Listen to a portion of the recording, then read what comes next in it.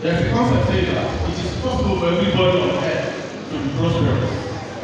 It is possible for the earth itself to be prosperous. Now, what we need to do to make the earth prosperous, and those of us who are occupying the earth to be prosperous as well, nobody deserves to be poor. Nobody deserves to be unhealthy. Every person needs to live abundant life on this planet. That's what we need as sustainable. It requires the right use and management of natural resources such as water, land, energy, and biodiversity. You see, somebody once said, the sky is so wide, all the birds can afford to fly. Even if you put 20 billion birds, the sky is still accommodated. We human beings, no matter how well much we progress, the earth can still accommodate us. We need to just handle that way. Sustainable development goals, there are many. My position is this: we in health education, physical education, recreation, sports and dance have something to contribute to sustainable development. And that is what I want to present as my thesis today. I think we will find goals the sustainable development in Nigeria. The thing, whatever the focus of sustainable development goals in Nigeria is no one left behind. We want to carry everybody along. We in Napher-Sd must not allow ourselves to be left behind. We can contribute meaningfully to sustainable development. We can contribute meaningfully to our own personal and immediate environment in direction of sustainable development. Sustainable development goals, there are many. In a minimum of 4 or 5, 6 areas we can contribute to sustainable development goals.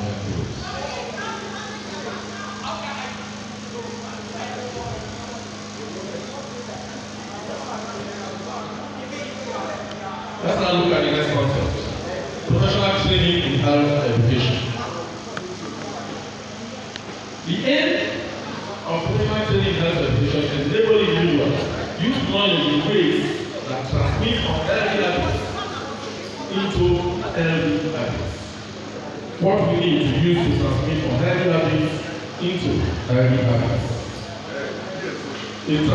Training in health education is the production of health education professionals who can teach people in multiple settings,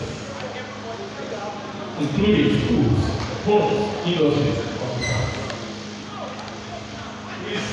Please listen carefully to my explanation. I said health education purpose is to teach people who can teach others in various settings about behaviors that are amenable to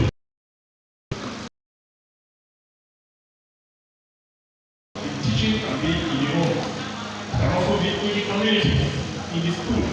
Second basis, this health education takes place. Health education covers a wide area. It is listed on the screen. Talk about professional training in health education. First of all, professional training in health education. Now we're not talking about the professional practice in health education. Professional practice in health education looks beyond health as an end or as a goal.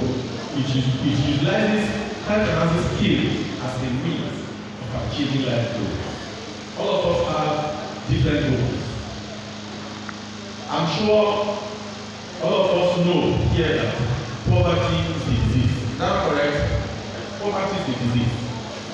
So you need skills to enhance yourself so that you can overcome poverty. There are so many diseases that are caused by our own lifestyle. Health education will teach us how to correct our lifestyle so that we will be able to achieve these our life goals. People have their different life goals.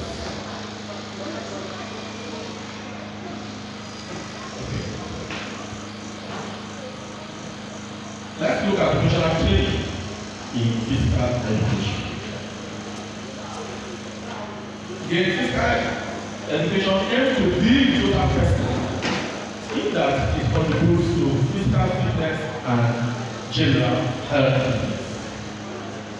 You see what I mean?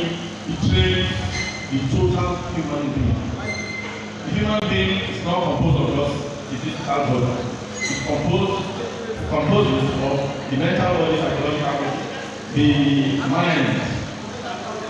We don't call this full of one of you, but in all the body, the social body, how the person reacts to other people, how the person reacts to himself. These are all parts we talk about in physical education. Train the physical person.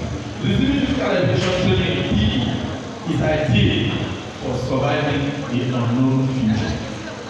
One of the key points we'll talk about here today is the future we don't know.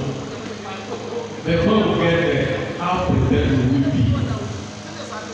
We are saying here that today, if we make ourselves well today enough, and we are physically fit and healthy enough, when tomorrow comes, we'll be able to survive the full tomorrow.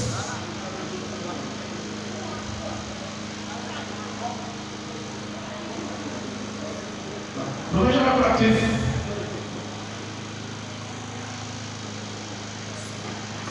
Yeah, good talk, man. Okay, like my talk. I'm sure you know that. See, professional practice in PhD entails two kinds. When you take part in activities that are results of the physical education class itself, they are doing professional practice. As a sports man, training for any competition is doing professional practice. The coach who is training his athletes is doing professional practice. These are what I address as professional practice.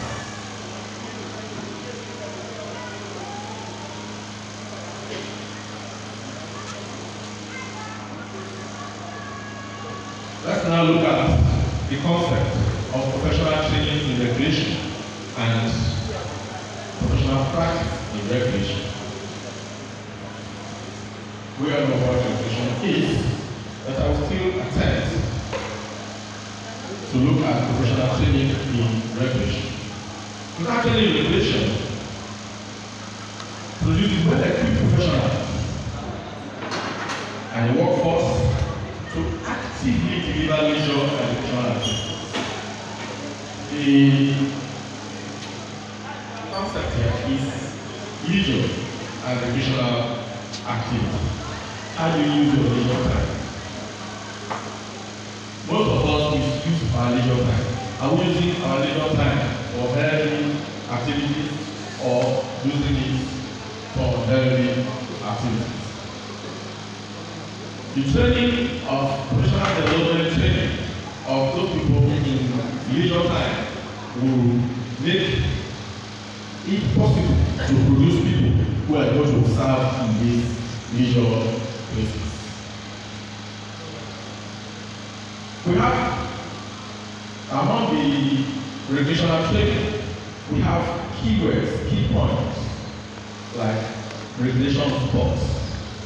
We have keywords, like recreation and tourism. We have keywords, like beaches and parks. Beaches and parks. These services rendered in these places afford you with the opportunity to give yourself what I mean. Please let me show you the slide so that on you.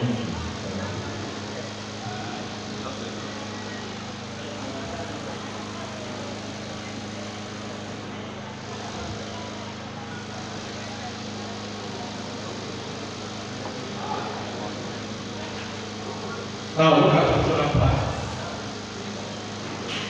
Once you have been equipped with all the tools you need, and you are ready services in these centers of educational parks, beaches, and probably you are now practicing professional education. look at sport education. Sport education as a distinct concept different from physical education and health education. Sport education. Professional training in sport education requires that people participate and learn to skill in certain sports. They also participate and learn to be skilled in officiating sports. They learn and they become proficient in what we call exercise therapy. They learn and become proficient in sport journalism. You learn in to become proficient in administration and organization of sports, tournaments and organization and all of this. This is the focus of sports education. And sport education is not done in isolation outside the sports environment. It is done within the sports environment. The professional practice in sports education, therefore, entails taking leadership roles and taking responsibilities in all of these areas I mentioned. Athletic performance. You must struggle and strive to take leadership role, which was part of the essence of the workshop that was done here today. As a coach, you must strive to take leadership role in coaching. It's not enough for you to be a leader as a coach of your team alone. Take a leadership role among other coaches. Right? So to have literacy and all of the things I've just mentioned, that's the way. Let's look at professional training and practice in dance education. Because that components are made of physical education, because of dance. Dance education dance education have two ways to place where we teach. Dance education is taught as a component of physical education in our school setting.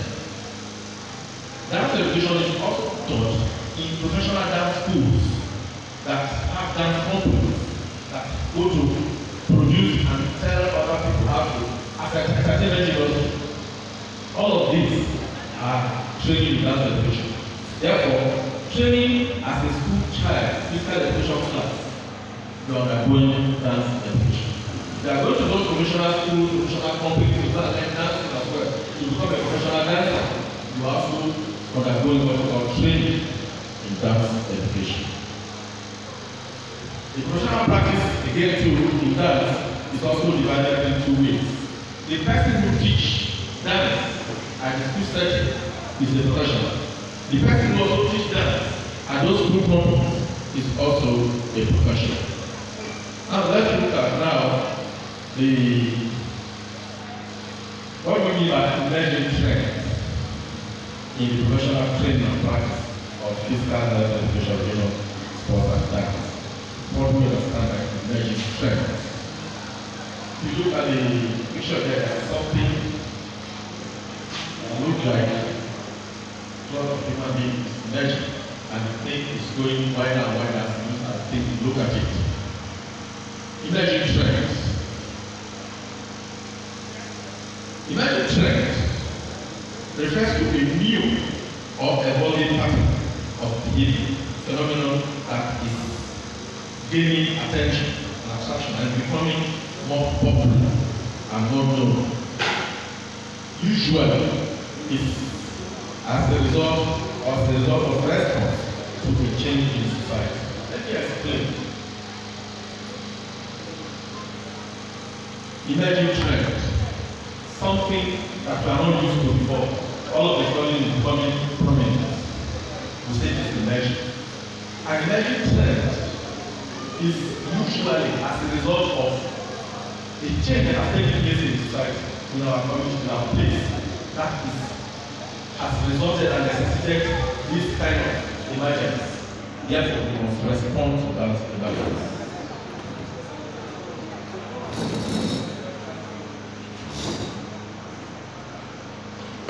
Emerging trends in the professional training.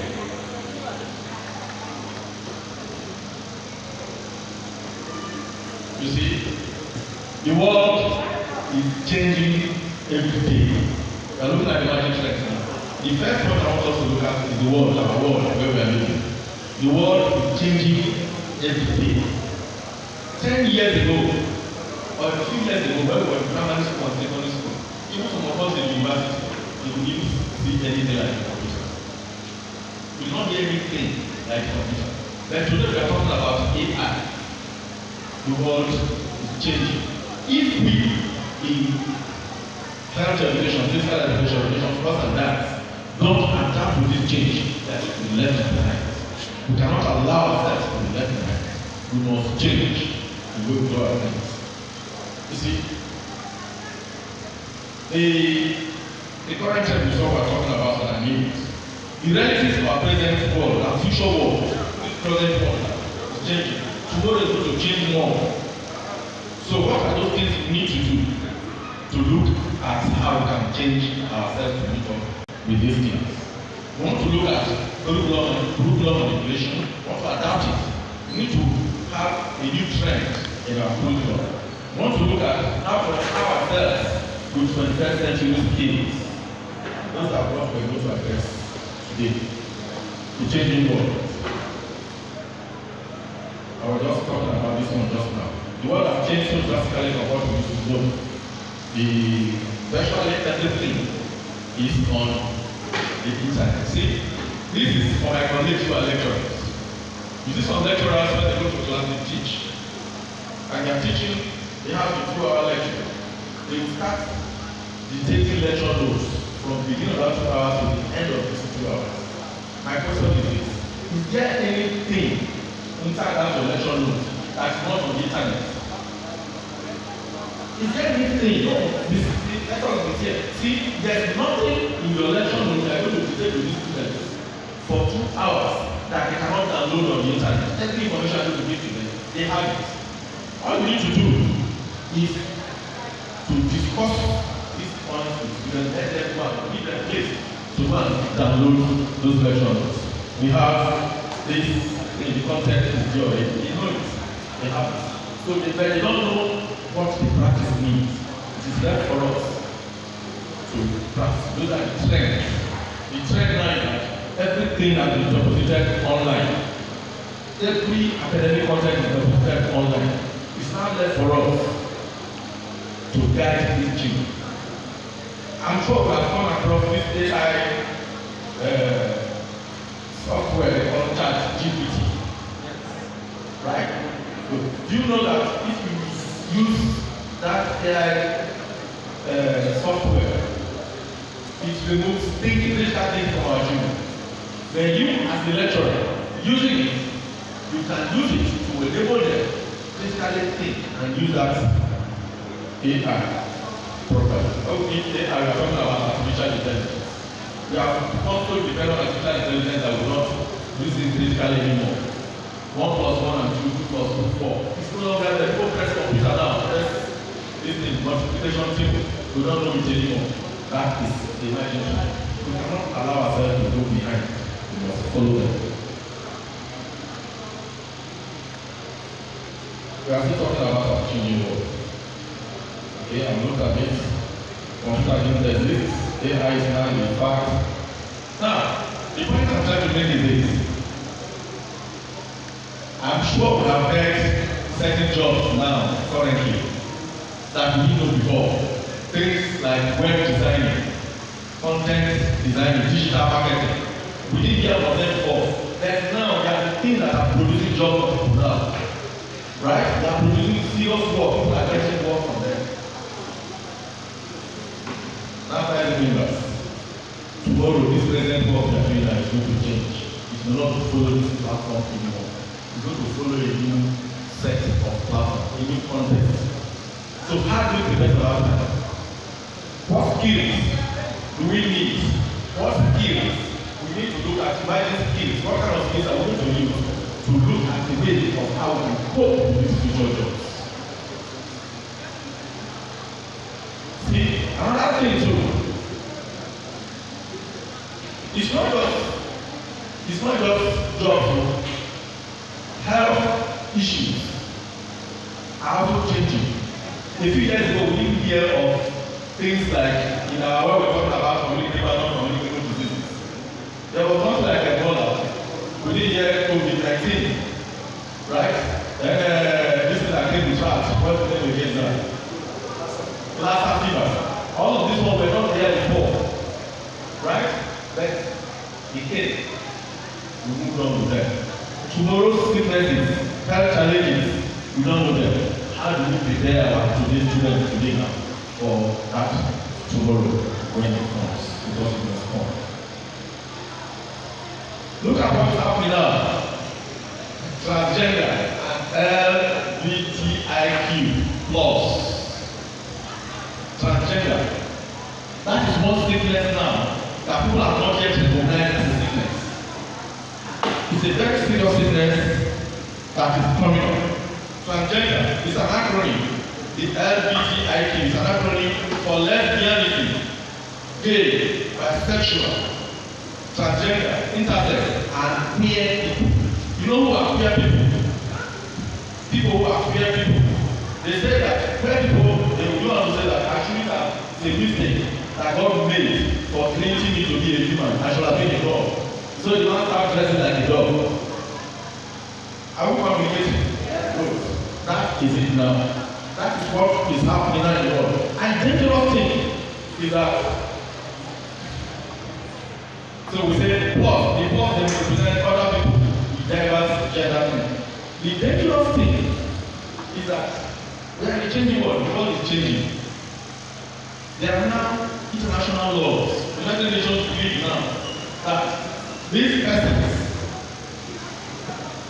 have the right to be the way they are. Yes.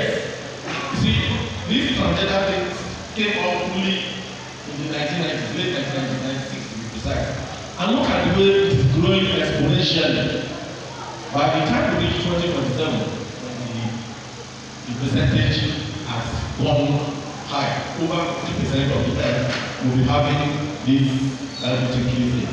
Why is it growing? It's because, my opinion, is because we, the world we live in, have decided to accept it.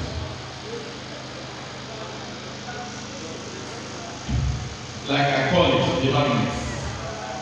Started in the 90s and is still increasing rapidly. You see, they said, we are born this way. There's nothing you can do about it. But there's a saying in Yoruba, and then they will really, they was so I will explain that. If you are born poor, it's not your fault.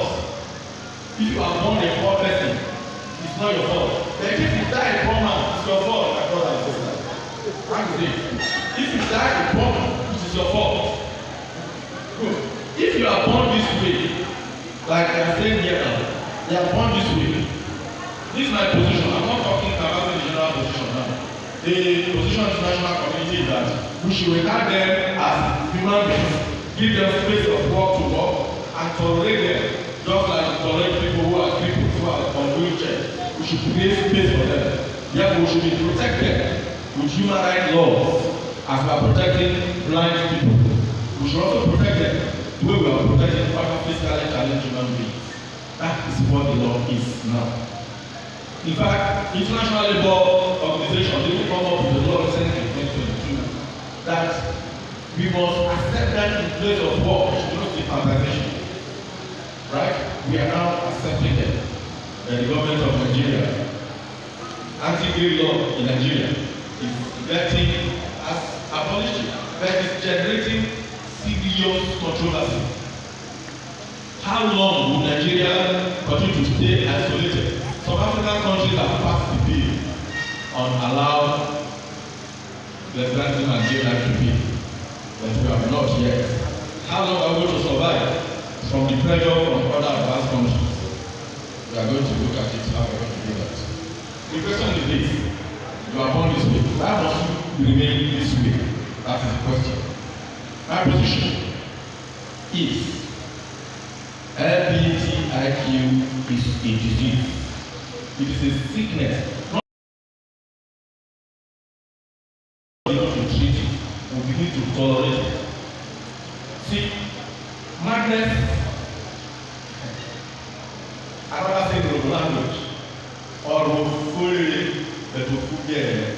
In other words, a madman is fit for a madman to be in the community. But it's not fit for any madman to come from your family. I hope we are communicating. It is a good thing that a madman should stay in any community. But he should not stay in somebody's home. Why? Because we say that these people are born mad, we will not treat them, we will accommodate them and absorb them into society. Somebody who says is a clear person does not reflect that God made a mistake of creating him to be a human being. Or his parents made a mistake of born him a human being. He should have been born a dog. He decided to start behaving like a dog, wearing dog skin and moving his life like a dog. Is that the person who should now accommodate to employ as a teacher to teach my children? Excuse me, let's face the fact. So it is an emerging sickness that we must look for way in that education to find a way to handle it so that we can treat it. It's not a matter of accommodating. We should find a way to treat it very well. Changing world. That's it. I said the world is changing. LGBTIQ is part of the changing world. The political interests and interventions we have are also reflecting changing world.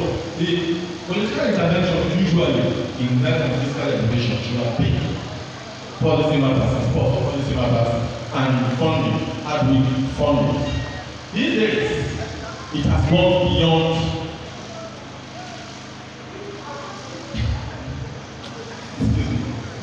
policy statements. You see, we have gone beyond policy statements. We have not gone to a place where the politician dictates now how you are going to teach your students and who is going to teach it for you. That is where we are. The other day, I was asked to go and give a lecture on the World Teacher's Day. I asked the question. Yes, we have found that teachers are not doing well. Lecturers have lecturers, there are lecturers who are sexually abusing students. Is it all the lecturers that are sexually abusing students? How are the elderly professors? Are they also sexually abusing students? You want to come up with a law in Nigeria of law to stop this kind of abuse. You do not consult these lecturers, these senior people, these experts in that profession. How do you think that law will survive? Right? See, that's the thing. I told them too that day that you don't handle physical education teachers as if they are ordinary workers. Physical and health education teachers at the primary school and secondary school should be treated like other essential workers, like nurses. You never say the nurses were the first to receive COVID-19 vaccine. The teacher now asked them the question, why do you give a nurse COVID-19 vaccine? Don't handle patients. I am teaching physical education. The child that is running on the field falls down. Do I have the heart not to go and carry that child? I knew that child has COVID-19. What happens to me? Right? These are the political interventions we're talking about. They should lead professionals to do their things the way they should. We are still in the changing world. See, one other thing about the changing world of political intervention, quota system. Do you know that quota system affects team selection? So the team football team, for instance, that will represent our country. Yes, somebody will come and pressure comes out here, quota system. And the pressure person from here, this person don't meet up your selection criteria. Please put it there into a meeting. What are we talking about? These are the negative interventions. Prepare the positive interventions. Let's look at the national 2020 national sports policy. The national sports policy was developed by the sports ministry in collaboration with the Nigerian Economic Summit Group. One single aim is started in 2017, then came to fruition in 2020, specifically on the 28th of July. The intent of the policy is to turn sports into a vehicle for empowerment, development and growth through sports industrialization agenda. You see, elsewhere in advanced countries, sports is a very lucrative business, employs a large number of people, and in fact, government lists it as one of the major areas that contribute to this GDP, the country GDP. But Nigeria, we see sport as something, a social service that government was spending money on. It has gone beyond that level. The policy has 4 triggers. There are 4 triggers. Not mind that one I'm showing you there. Is the trigger I want you to look at. 4 triggers. Trigger is something that makes a bullet out of the gun. That's when you believe it.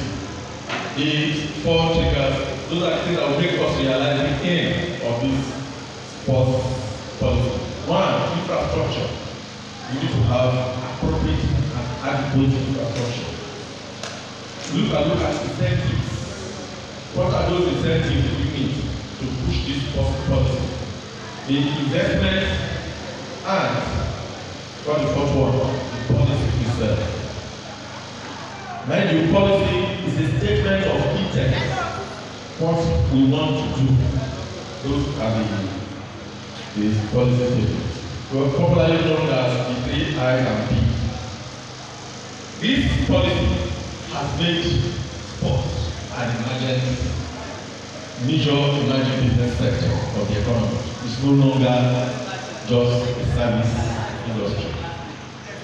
Hello, please listen to what I'm saying here. Sports is now a major business, not just service. Can we continue the way we have been teaching it before at the primary school, secondary school, and university level anymore?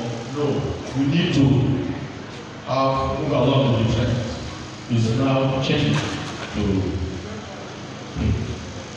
the objectives of national policy include promote national unity, ensure good governance, improve sporting officiating, look at institutional maintenance, and promote public to private sector engagement.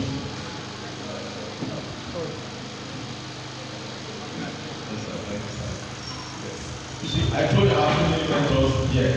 I cannot go astray because they are looking at me. If I want to go astray, because they look this up and change.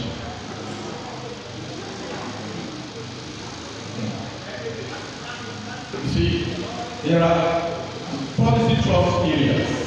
The policy trust areas. 1, national federations and athlete development. The sports federations, of which some of us are members, is the major area of this policy trust.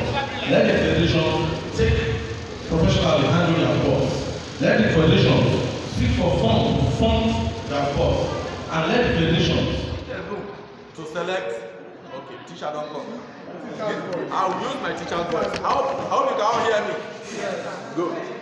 Let the federations use their own where we talk to obtain the fund without interference from anybody. That is the policy, one of the policy trust areas.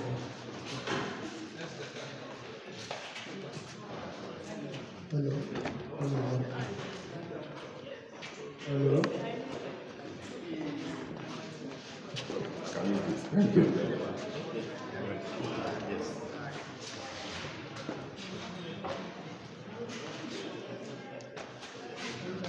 The other, sports and education is another policy trust area. Sport and education. It's a very, very important area. The area trust of sport and education has to do with, you see, people who have played sport at elite level. When other people were going to school, these elite sportsmen were doing what? Were busy playing their sports. They did not have time to go to. Most of the people who play sports start at primary school, especially gymnastics.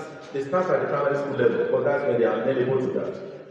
And because of the way we pamper them here in Nigeria, we pay them salary, pay them program athletes, they forget about school. There's no need to continue schooling.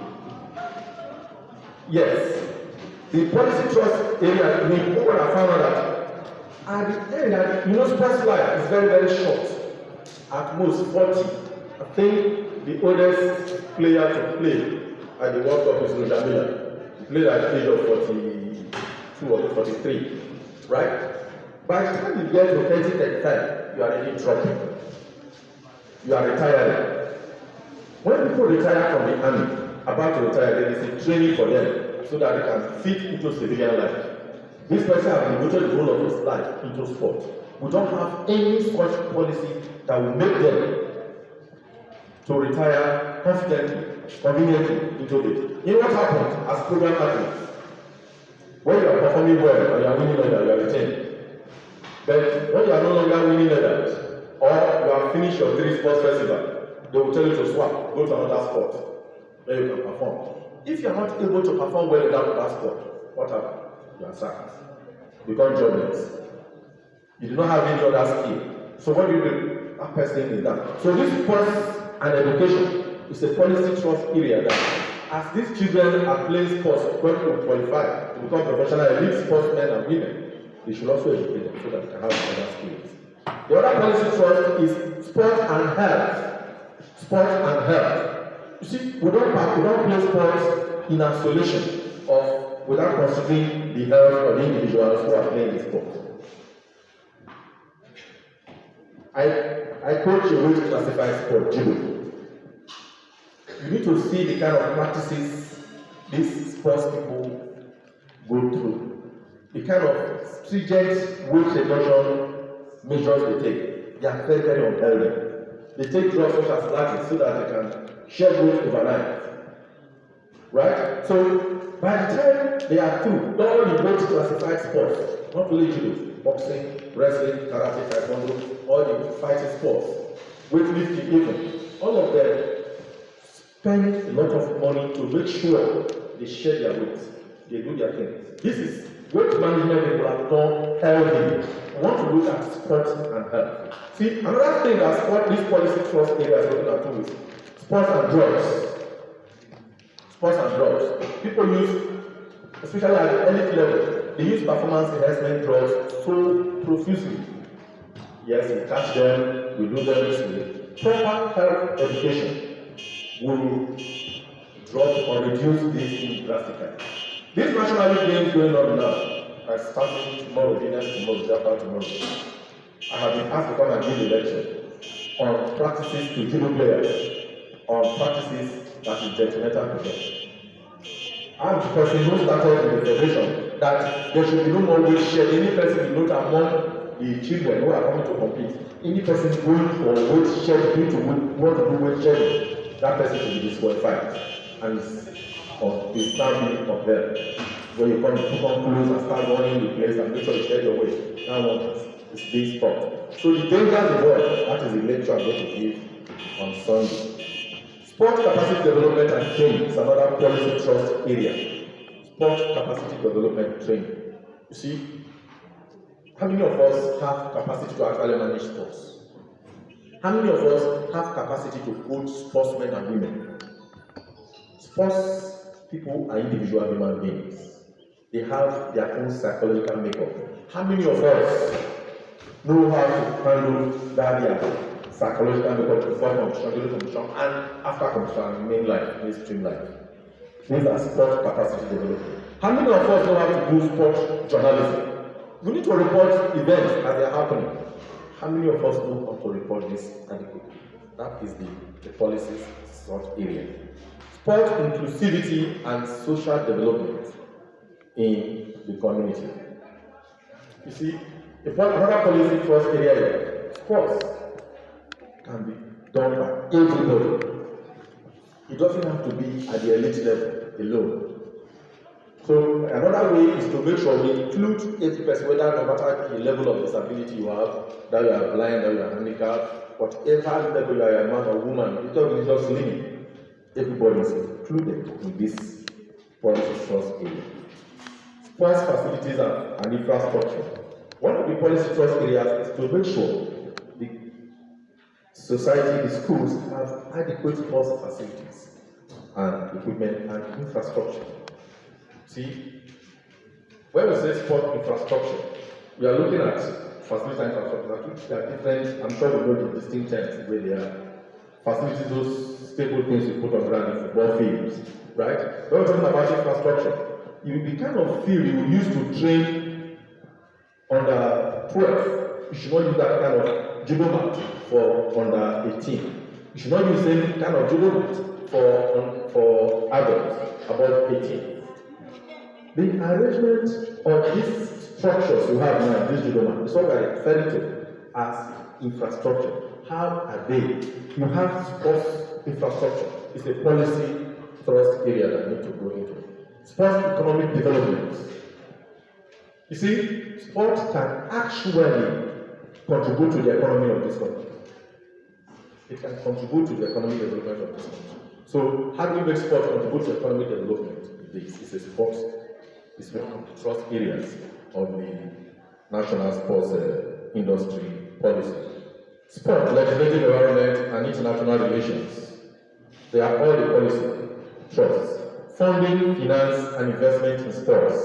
If it's a business, we need funds. We need people to invest in sports.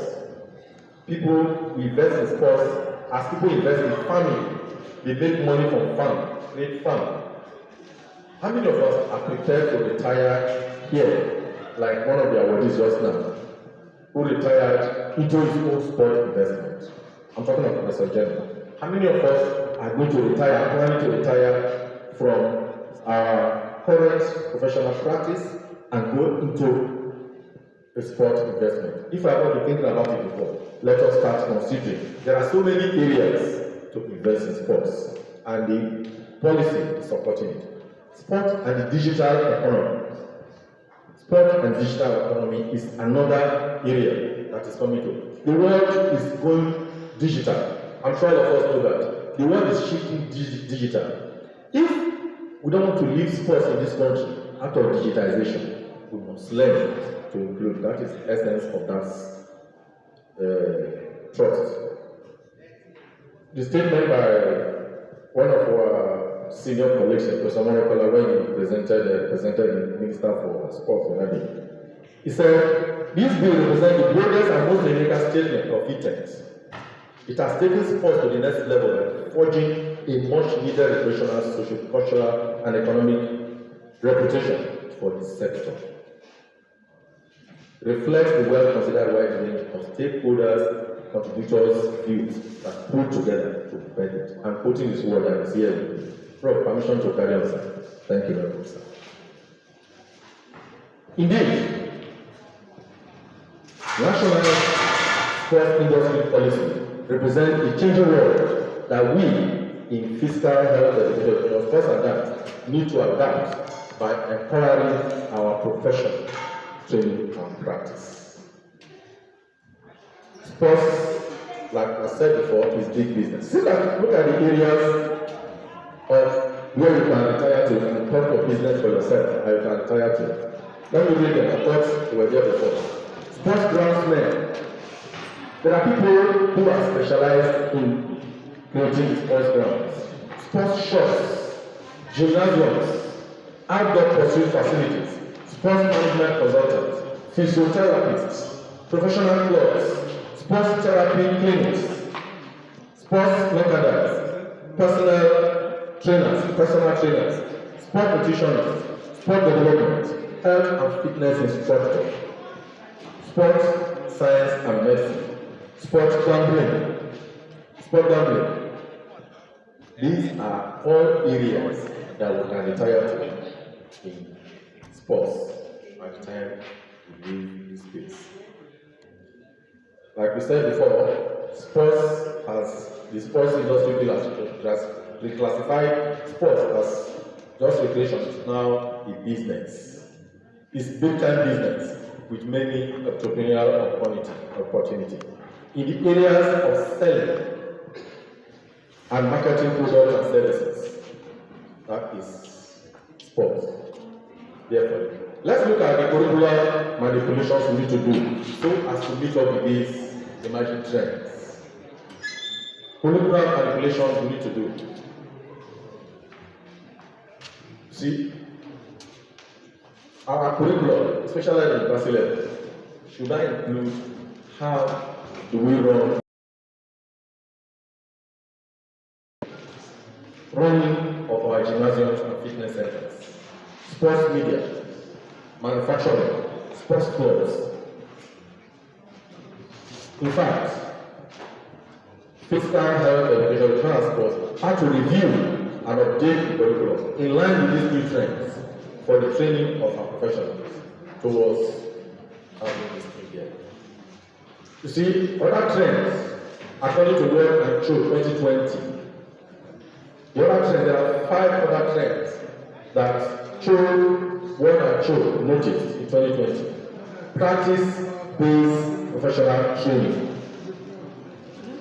The trend nowadays is no longer to go and sit in classroom and give lectures, then once in a while go. It's now practice-based. If you are training to become a lecturer, then practice teaching. If you are training to become a coach, practice coaching. If you are training to become an athlete, practice athlete. Make use of things such as long-term athlete development model as a coach and an athlete. Number 2, which Boyd and Joe said, include core teaching practices.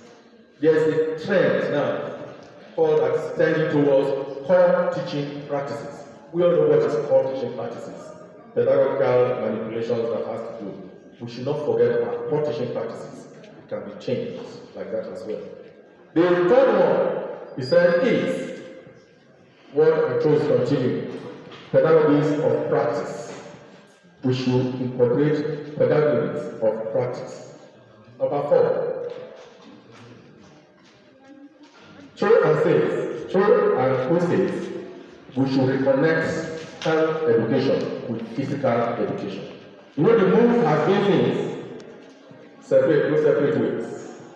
This man has now imagined that there should be a reconnection. In fact, the advanced world are now practicing the connection, health education with physical education. The separation has not paid anybody well at all. Physical education formally was presented for fun for children, so to make children to have fun. Let them leave negative behaviors and have positive behaviors. But what is happening now? Do you think any child wants to come to physical education class to have fun?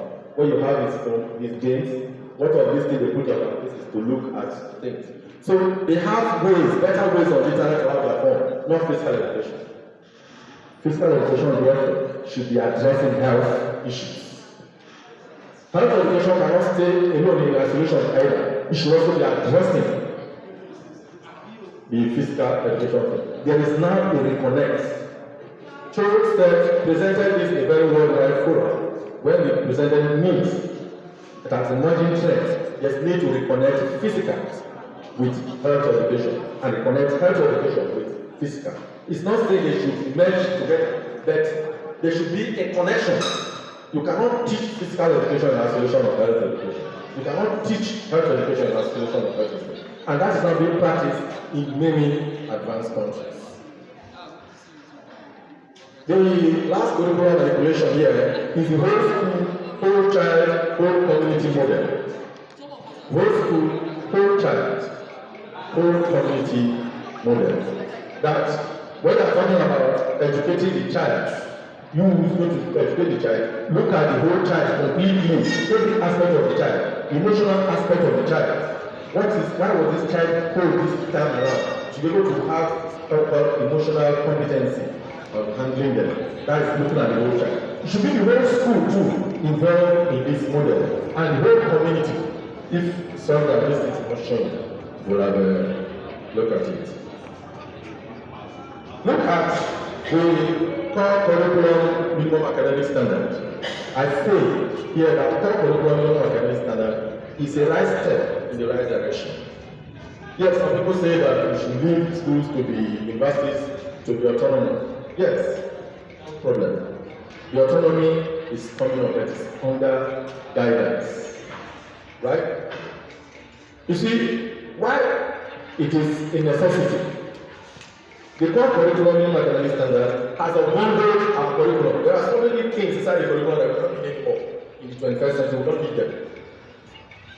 And they have introduced some and giving you the professional the room to add the other things. That is it. Things such as relevance. How you going to remain relevant in the new scheme of things? Let it come to your curriculum of physical health education. How do you remain relevant in the scheme of things now to this world? What are those things that are going to do to make you relevant? How about employability? By the time you leave school, how are you going to be employed? Is there any way you're going to be employed by government? There are not enough spaces in government. How about the companies? Why don't you create one yourself? Those are the areas of the core curriculum. And then what is important about this core curriculum? It had input. It's a very valid curriculum. It had input from all stakeholders. You see, the unique factors of the core curriculum, there are 10 of them. I don't need to read them because that's what I'm just summarizing now. Relevance. You need to establish relevance. You need every course you want to put inside the curriculum. You must show that it's relevant to current situation, current trends. It must be relevant. Does it address employability skill? Because it's a major thing. When our graduates leave school, they don't get employed. It's a major, not really in our profession, in other professions. There are employable places, maybe because of the colonial mentality. Professionalism. Professionalism is,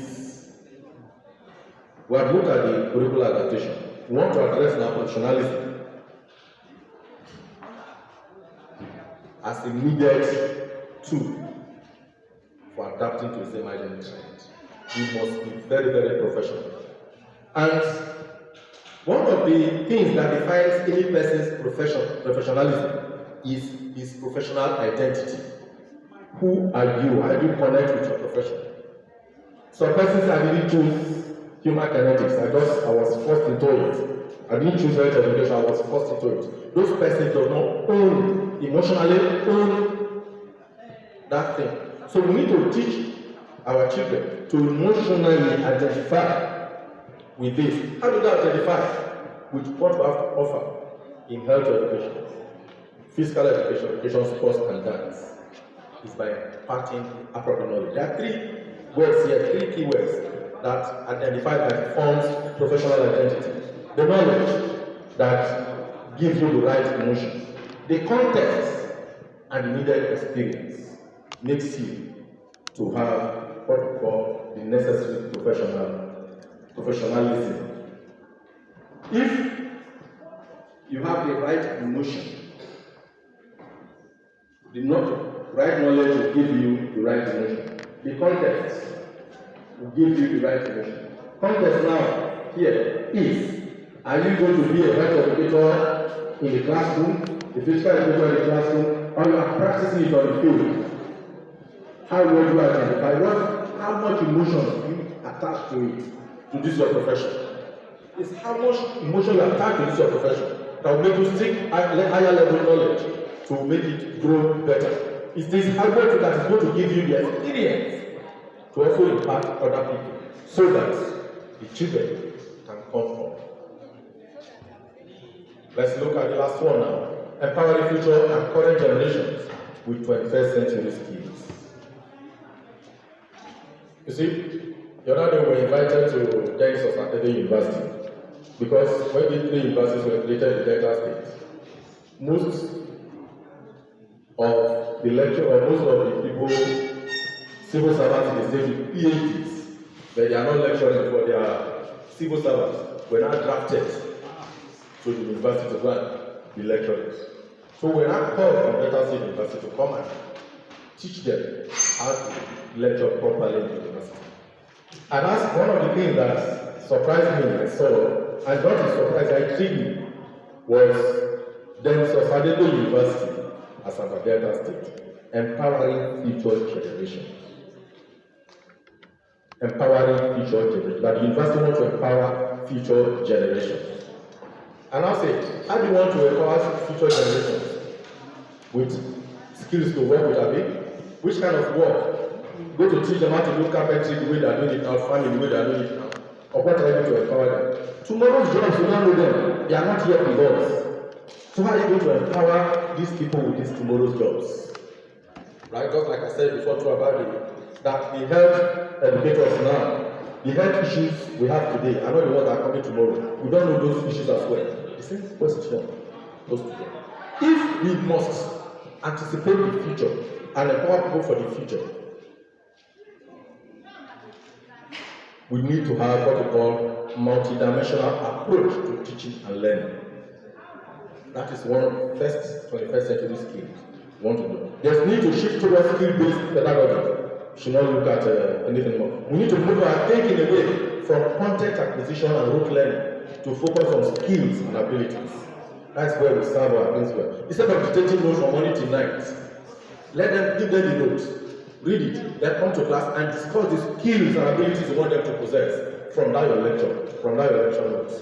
That's what we are trying to present here. To succeed in empowering future generations, it's necessary to think on how to engage our students in hands-on interdisciplinary learning.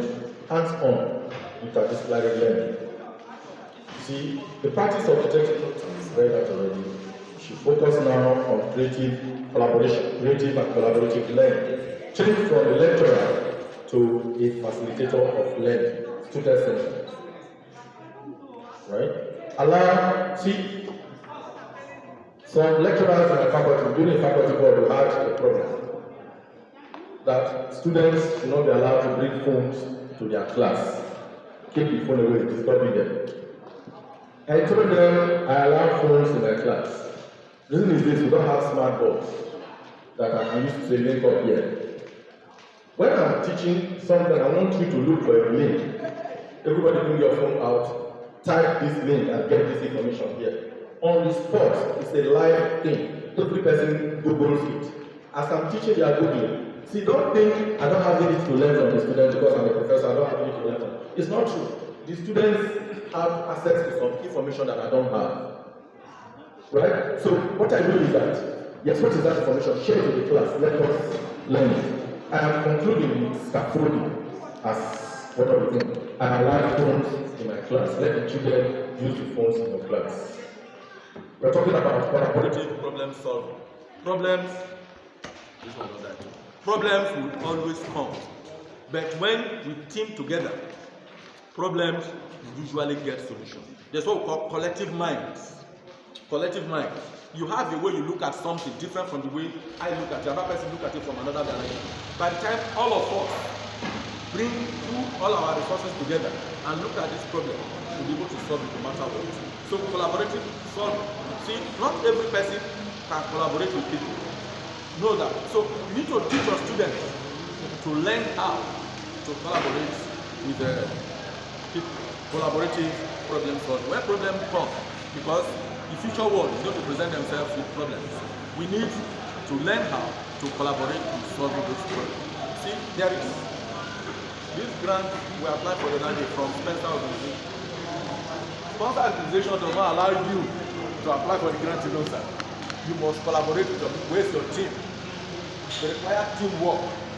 Without team, and you cannot put all the team from only education alone because talking of empowering the education grant platform, but it does not give you, Spencer will not allow you, will not even accept your application for that grant if you are applying for it from every member of your team from faculty of education.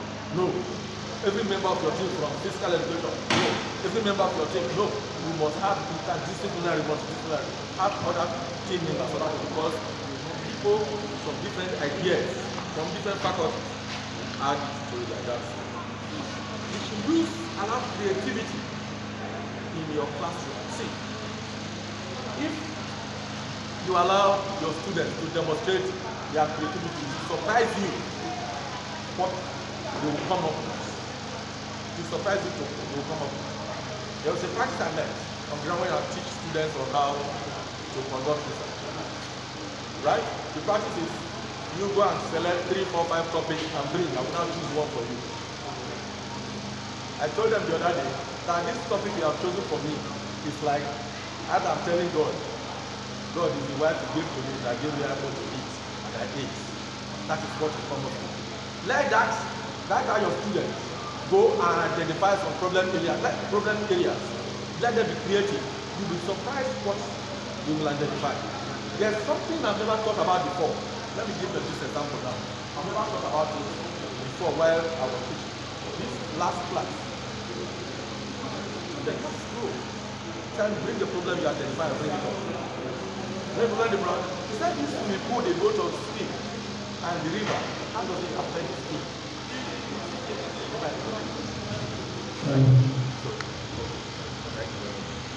Creativity brings ideas. Creativity. Creativity will bring ideas.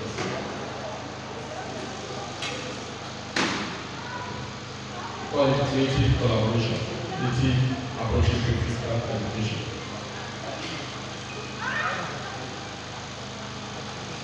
Hands-on learning. Hands-on learning is the latest thing. You no longer teach and go away. It's a health education class, learning how to do what we call this CPR. That's what is happening. Hands-on. Every person given opportunity to come and practice it. Sit and level now, let somebody do while you watch, then you come and continue with it. Hands-on learning. Teacher should encourage creative experimentation. Trial and error. Let the students come up. The hands-on that possible. Yes. Cultural competency is another thing we should also look at. Cultural competency. You see, enhancing cultural competence in education shapes what we call behaviors, values, and institutions. They are some very serious matters like that. The other one is creative writing, effective writing, and oral communication. You know, as we are talking about asking, are we communicating? My sister is making call and telling me yes, we are communicating. That's the truth. So you should teach your children how to write proper English, how to make proper presentation. It's not enough to just write exam, teach, write exam on that. Let them come and talk to you during the seminar setting. That's what it is now. We're talking about ethical behaviors, ethical decision. Ethical decision is clear. Consider all your stakeholder opinions. Look at all the available actions. Then reach the decision before you act. That's what we call ethical decision making. Media literacy is a very, very important thing for you to teach your students to be media literate. You see, the amount of information we get on Facebook, WhatsApp, Twitter, everything, the thing is on the English. So much of it that there's so many maybe the majority of the information we get is fake. So we need to have media literacy to know that which is fake and which is genuine. Everything. Right? Creative leadership. 21st century skills involve leadership skills. You need to have proper leadership skills. Teach your students to know how to take leadership roles as being students. Let them take leadership positions. The focus should be on developing leadership skills related to listening, building consensus, organizing and motivating a group to attain what should be. Critical thinking skills. Critical thinking. Yes, I said you can use AI, but let your children critically make use of thinking, use critical thinking, and make use of those artificial intelligence. The other one is personal responsibility and initiative. Let the children learn how to take personal responsibility. See, have you seen when a student gets an A in your course? What do you tell them? I scored an A. But when the same guy fails, say this lecturer failed me. That is one. The students should learn how to take responsibility. When I feel I fail, I pass my class. I want to conclude by bringing what I call scaffolding. Scaffolding is the 21st century skill that we need today. Those of us here who are in the analog age, we are now being in the computer age now by force. We need scaffolding to survive it. Right? Most of the children we are having these days, they know the function, the old children, they know the function in your school more than you do. There is nothing wrong. You're going to bring this child to teach you what you don't know. That is what is called scaffolding. Scaffolding education is when you have a group of students, one of them knows the thing that you don't know it. You tell them that you are going to teach these other students. While you teach you are learning. You are asking, but they say, explain this other part very well. You are learning the same thing. That is what we mean by scaffolding. That's how I am concluding. Thank you very much.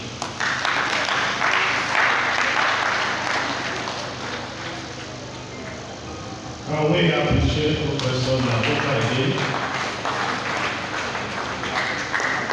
Ideally, we should have a chairman and a rapporteur, but we don't know where, so that our younger colleagues will know what we need to do. He has gone down memory lane to tell us the need to look at our curriculum again, both in physical education and recreation. Yes, even if there must be separation, there must be an overlap. Nobody can do health education without physical education, and nobody can do physical education without element of health education. If you go to where the discipline started, it is to promote the two during the American War. Let's Google it and know the origin of our profession. So once again, we thank Professor Napher for that beautiful presentation. The next should be our VC from the University of Education, Lagos State. She, I didn't know, sorry, University of Education. Lagos State University of Education. And when you say Vice Chancellor, every other thing is, if somebody is qualified to be Vice Chancellor, there is no need again for introduction.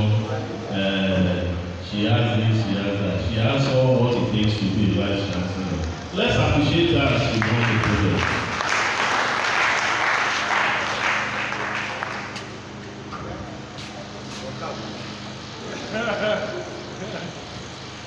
Well, my Vice Chancellor will have I think your presentation will be happy to conclude the 25 minutes maximum. If you have any question, one or two, we will not take more than 2 per each paper, so the presenter should get ready.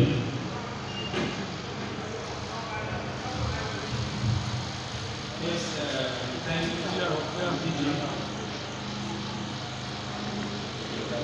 Because of time constraints, I am not permitted to access. Hold on, sir. Hold on, sir. You didn't call it correct. Next, I want to correct us now.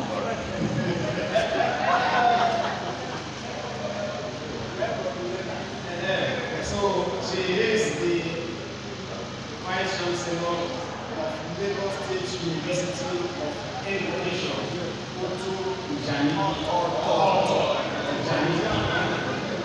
So please, we want to listen to our first order of that for giving waiting and just bring that to the as a prayer of having you.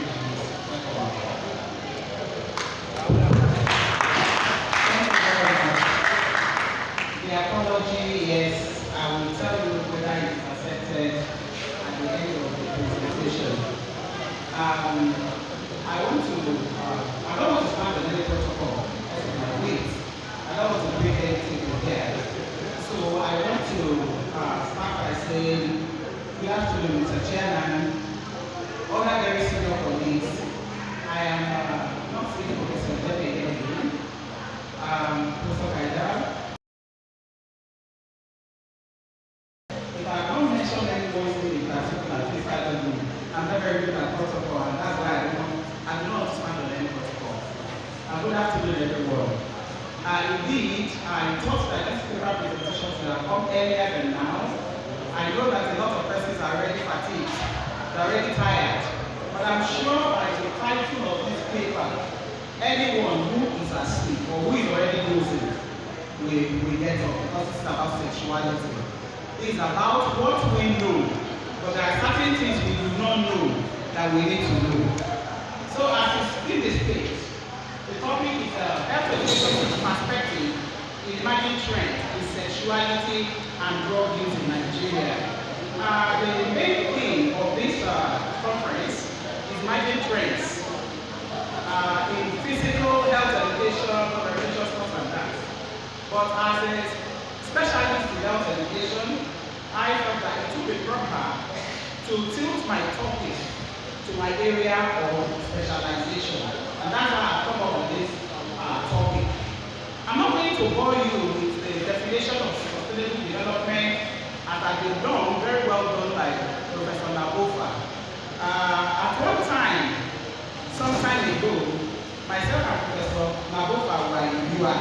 together. And so what we have presented here, I'm not going to dwell into that any longer in order to waste our time and to also be mindful of the time given to me by the chairman. So I will just say briefly that part of the introduction that I have here is that the goals of sustainable development goal, that's slide 3, are intended to tackle the root causes of poverty. Professor Napher mentioned that in his presentation, that poverty is part of what SDG is set to tackle.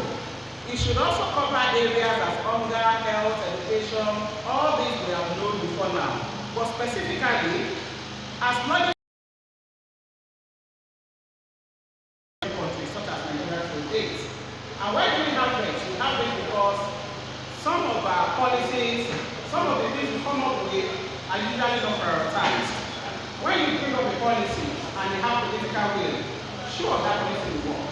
But when you put up a policy and there's no political will behind it, sure, that policy will go down the drain. So as much as we've been talking about SDG, we have not achieved much as a nation. I understand that living the center for SDG in the University of Ghana, but not much has been achieved in the area of SDG. Although every country in the world is affected by one or more drugs, we now move into drugs. That drug addiction, drug addiction, drug abuse, drug use, all these are going to be used interchangeably in the course of this paper. Drug use is the umbrella of all of this, but drug addiction and drug use are particularly going to be used. Some of us are aware of what is trending now. Everyone knows that we back that. Is that right? Yeah. That's the trending thing now. If you're a blogger and you are not talking about the back, nobody will give you a page. That is what's trending now. And all of these things, the circumstances surrounding is there, cannot be unconnected with us. You agree with me? Yes. Cannot be unconnected with us. Our youth have taken drugs as life. Indeed, most of our youth cannot do anything except they are on drugs. And what's the essence of this? Is to be high. I call some of them His Royal Highness. Anytime I see the symptoms of drugs, I say His Royal Highness. And what do they need this highness for? They need it to sleep. They need it to make fun. They just need it to be among their peers, to be seen as being in the trend. The next slide, please. While the majority of Nigerian youth ignorantly depend on one form of drug or the other for their various daily activities, the young run from well-to-do homes increasingly abuse hard drugs like heroin and cocaine. I want to shock you that some of us may think that some of these faith-based institutions are excused from this trend. I tell you no. A lot of them, a lot of our children in private school are into drugs. A study was conducted some time ago where, I don't want to mention universities, don't let me indict anymore. Where private universities, some of their fences have holes where students scale fences to go out of the institution to do whatever they want. Indeed, some of their quarters are in the supply chain of these drugs. So all of our youth, I tell you, if you do not know, I want to also tell us that every household has that limit. If you have not found out, you have not found out. Every household has that challenge. So if you are not identifying that, you need to look out for that now. Other substances like Indian hair, methamphetamine, and target codeine capable of intoxicating are mostly found in schools. With the order of such a high percentage of Nigerian youth addicted to drugs, with the resultant ability to on their well-being, behavior, and output, sustainable development remains elusive. Who are the future generation? It is this youth. We are going to experience ourselves one day. We are going to exit this stage one day.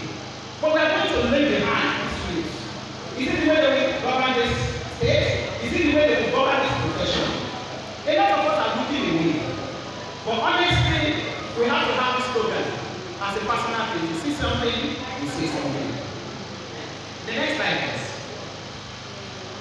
The common challenge of drug addiction that we found out is intimate partner violence. You say some guys are into Yahoo.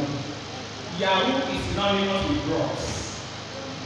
There is no person who is not in their room and who does not take care of.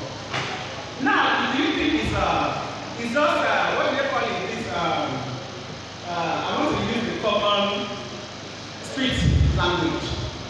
I've forgotten now. But there is no Yahoo guy who does not have something to do with drug and will not be able to see all these girls that they use for that. I was watching a video while I was sitting there of a guy that was caught by CCTV in a hotel room trying to use a girl for Yahoo.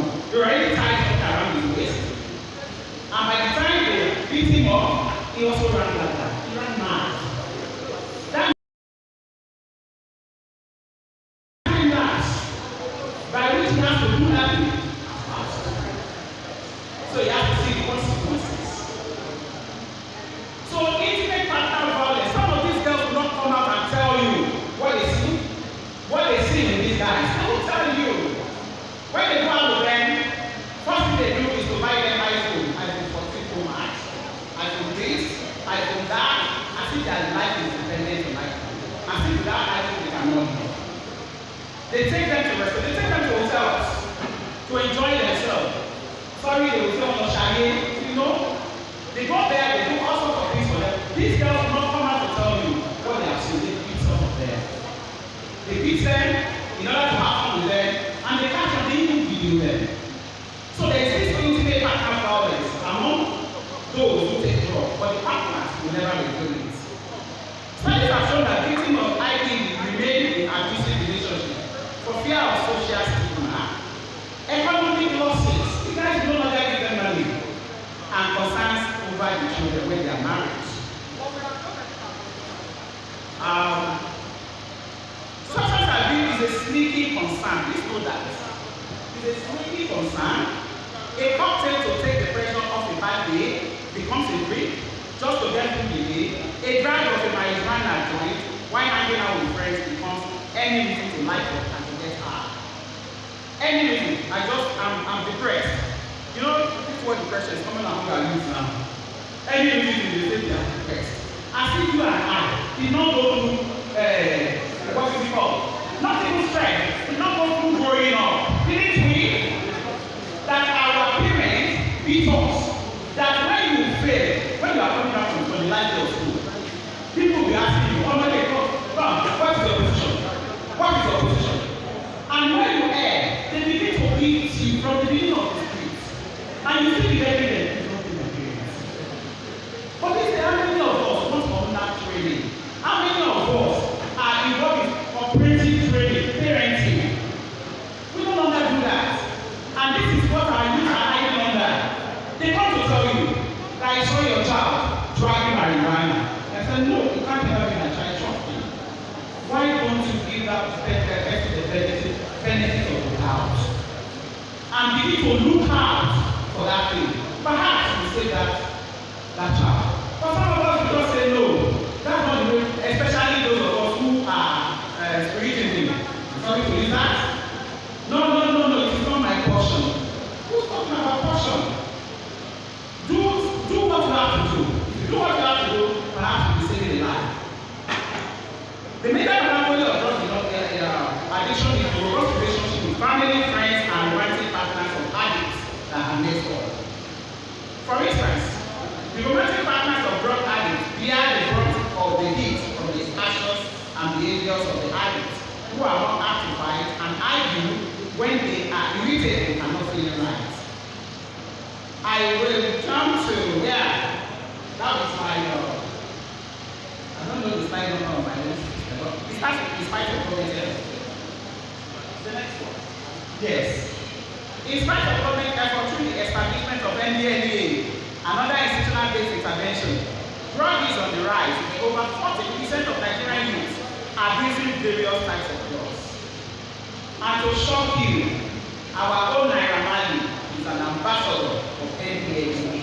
What a shame to this country. It's a very big shame to this country. Someone was the head of the gangster in Beckham. If you come back home, it started, if you begin to think back 7-8 years ago, the rise in drug use became very, very rampant. What was the cause? Naira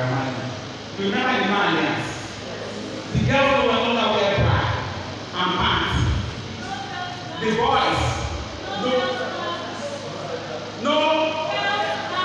Thank you. You are very recent. You see, they call them manians, and our girls were no longer wearing up to now. Because of wearing bras. Yeah, and they call them manians. And we are cool with that. Nobody's talking about it. Now it has gotten to the beach. Now somebody's life is and we cut off. Stories are not beginning to come out. How you made this, how you made that. In our money, MPA ambassador, that should be questioned. It should be questioned. God, when it needs to change the drum beat to effect a change in that state to a better result. This is the gap that this study or the paper tries to fill by investigating what are the health education strategies that can be used in these emerging trends. In Nigeria, the burden of drug use on the rise and becoming a public health concern. Nigeria, which is the most populous country in Africa, has developed a reputation as a center for drug trafficking and usage mostly among the youth population. Nigeria is an enormously diverse country with over 400 ethnic cities and many religious groups. Drug use therefore viewed within a broader context in Nigeria due to its multicultural nature. For instance, most societies do not consider the use of some drugs, which do not presume overt severity and drug use. Yeah, you see, some time ago, the popularity of tramadol was very high. And people did not know that it could be used for any other reason apart from relieving people. How many of us knew then while we were taking Benedict with codeine that the response to Benedict with codeine? No, not at all. Anytime you have to, but you say, go and buy Benedict with codeine. We take it and we don't even think of it having any adverse effect or making use of for any other reason. Now you can't find Benedict with codeine in market review. It has been banned. Because some persons have gone ahead to do research, negative one, that has made Benedict with codeine to be off market. Consequently, an attempt has been made to review the emerging trends in drug addiction and its impact on sexuality. The focus of the paper is sexuality. Don't let us lose track. I am not for sports like Professor Napher. We are for sexuality and sex education. Now, what is the prevalence of drug use in Nigeria? Cannabis is the most abused drug, followed by cocaine, followed by codeine. Yeah, codeine abuse. It is worrisome that in Nigeria, over 50% of persons with drug-related psychiatric addiction were secondary school students. And this was a study carried out in 2019. Secondary school students. And how do they get into this? Peer influence. Somebody is taking it, they want to take it, they just want to experiment, they go to experiment with it and see what it causes for them. The common sources, where do they get this drug from? They get it from pharmacy. They are going in your street corner, he's selling drug. Sorry, I'm sorry, without being offensive. It is something that has been, like saying, yeah, we have seen it. It's not that we are trying to make some kind of tribes. It's something that we have discovered over time. You know they sell these sex enhancement drugs, and it is what they start with. Before you know it, they will start selling all of these other ones. The common sources, pharmacies, patent stores, open market, drug hawkers, all kinds of traditional herbal preparation as they work with it. And go, they will say they are drinking and go. Give me this one, mix this one with this one. I even hear of another one when I was preparing this paper. That even those who work all these women that work drugs as medications. They just get to an illiterate person and she tells them, "Where I buy the go home." That is mix everything together. When you take it. And you see somebody who does not drink, who does not smoke, coming out with kidney disease. That's the explanation. Because of these.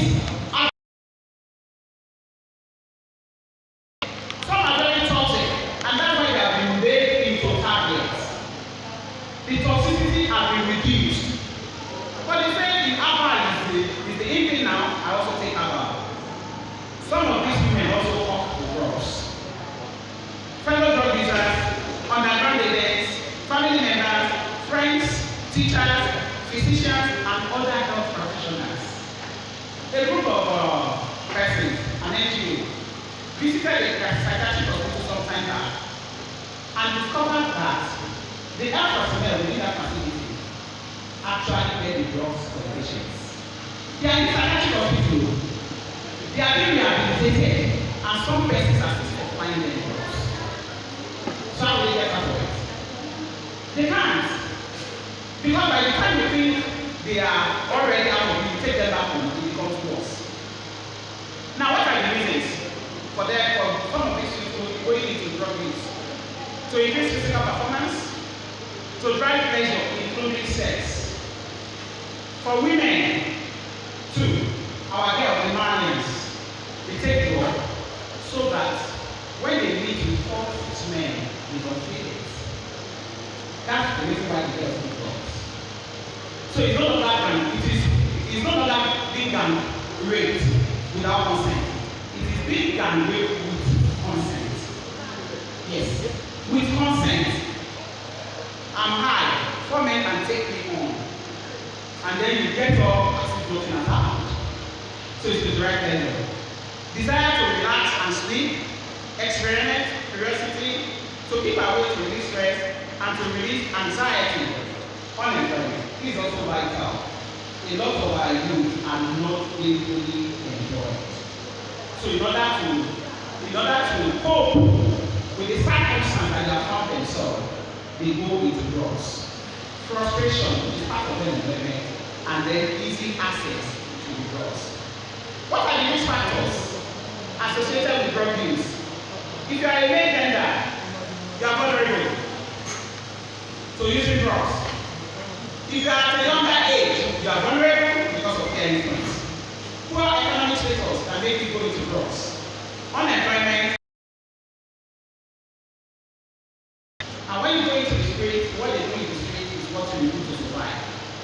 Having a lower education level, peer group influence, and non-exposure to drug education. Those are the risk factors associated with drug use. What is the relationship between drug addiction and sexuality? Drug addiction and sexuality can be alluded to the following issues.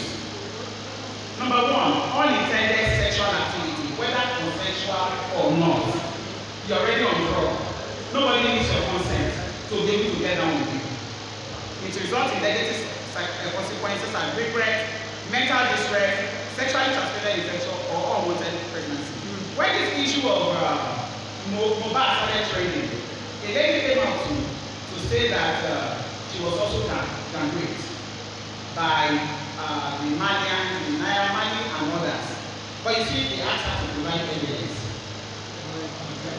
Yeah, I must also tell you that the policy of sexual harassment does not require evidence. It is your word against that person. It is your word against that, especially as a female. Because as soon as you come out to say you have been harassed sexually, you have been molested sexually, I tell you, several female people will get up and fight the fight. And you know women, if we start our job, if they don't listen to us, we won't be quiet. You know.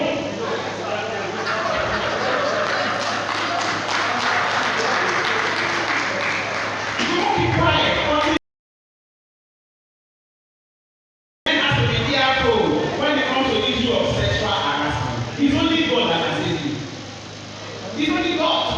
Don't go near it me, so that somebody will not get up and say, you harassed me. Although before the NGOs go into it, we will also have an investigation. Engagement in sex work to fund drug use. Yeah. Some girls go into sex work to be able to acquire the drugs, to be able to buy it, or they do an exchange. You have fun with me, I get the drugs. I also understand that for the drug addicts, told it to them. As many times as they want.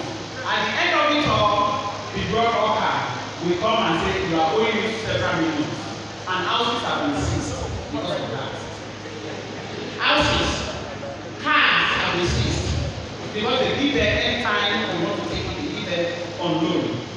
Enhancement of sexual performance and pleasure, which is called NSEX, increasing risk of sexually transmitted infection and development of drug dependence. To cope with the emotional stress arising from the sexual health problem, such as HIV, AIDS, diagnosis. Now, there is something that is synonymous with sexual, that is not a drug addiction. It is called sexual addiction. For most people who are sexually addicted, they are usually on drugs. So sexual addiction is somewhat related to drug use, and literature has proven that there is a strong relationship between drug addiction and sexual addiction. Sexual addiction is an intense focus on sexual fantasies, urges, or activities that can be controlled and cause distress or harm your health, relationship, career. It can also be referred to as hypersexuality disorder, sexual compulsivity, and sexual impulsivity. Something becoming impulsive. There is no control any longer. Although sex addiction involves activities that can be common to a sex life, such as masturbation, pornography, phone sex, cyber sex, multiple partners. Let me also go to trending videos. There is this girl on TikTok. I don't know if any of you know Ubagel. You know Ubagel? Anyone knows Ubagel? Yeah. What happened to her? Wow, I did video. This is a girl that will come online with Dubai, and she does all sort of motivational talk, not knowing that she sells her body for money. And mute, that's what she treats me. And some of us are there to believe that as long as we don't have contact with that, we go to men. It's cool. It's cool not to have physical. They can't get pregnant. They can't be infected. So they sell their nude and the credit account. Yes. Some men will even say, I cannot pay you unless I swear. They get paid more when it goes to their face. Yeah. Eh? You're screaming. That's real. It's real. So this is what it's called phone sex. They call it phone sex. They do all the masturbation themselves and send it, and they get paid. News. It's when your sexual thought and activity consume your, that can be considered, consumed, and this can be your life, and you may be considered to have a sexual addiction. Now, what are the ways that God can affect a person's life? Sorry, I'm trying to, so I want to bore you, I'm sorry. Yeah, a person's life, sex life will include the following. Libido. There will be increasing. When, okay, you know they use it for sex enhancement, because somebody will want to do that. But you said it is used for sex to enhance sexual performance. How come you are talking about lowering libido? That's the end result. Indeed, they become impotent at the end of it all. If one is put on drugs to have a high performance in sex, eventually there will be lower libido and then it leads to impotence. Physical arousal. Regardless of whether a person psychologically desires sex, drugs can affect physical arousal. For example, they can affect vaginal lubrication or lead to sexual dysfunction in case of men. Orgasm and sexual pleasure. People often use drugs to increase pleasure and make it easier to orgasm during sex. However, some drugs may also make it more difficult to orgasm. Yeah. In some situations, I have seen a girl who told me that she had fun with a man, and for upward of 1 hour, the man did not come. So it is enough fact. It's enough fact that that man is on drugs. That's certain. He's on drugs. But what has he set out to achieve? He has set out to achieve a longer period. But at the end of the day, he's not achieving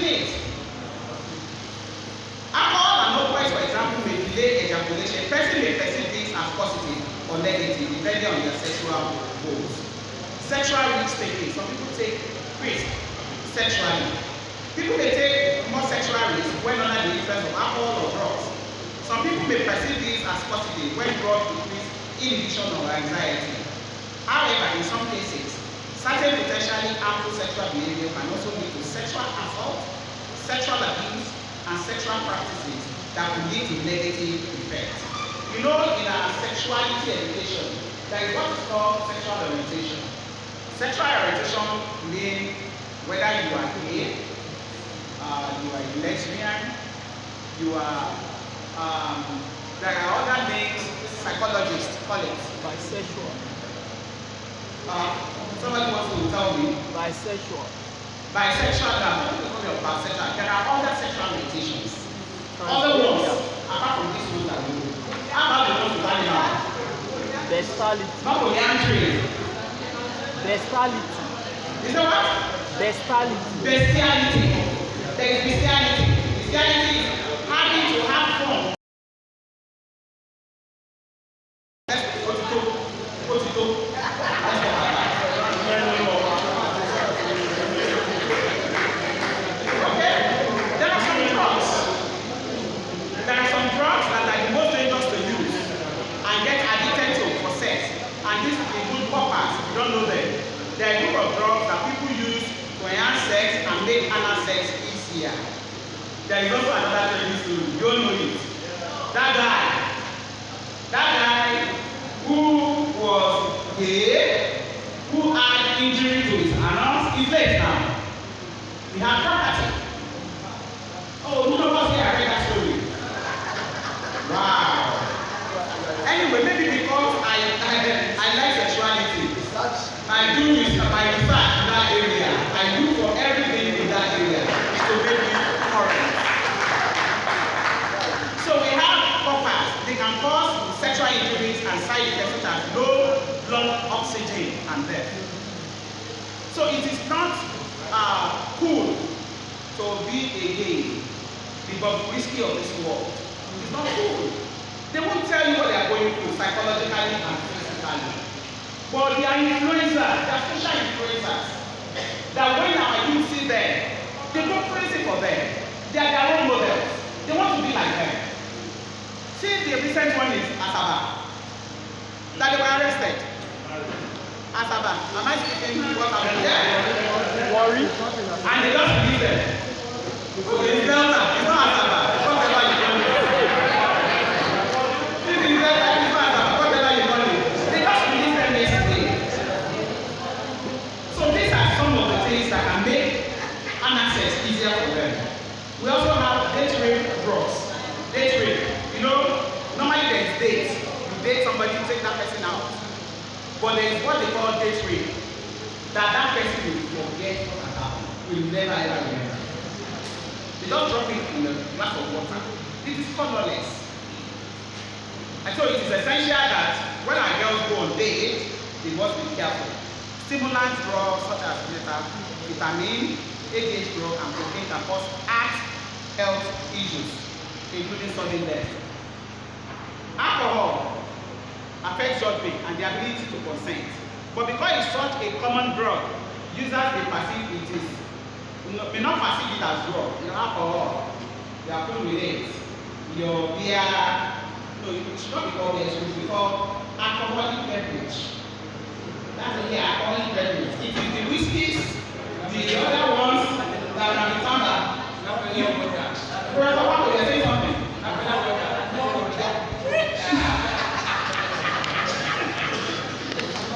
Non-drug drugs.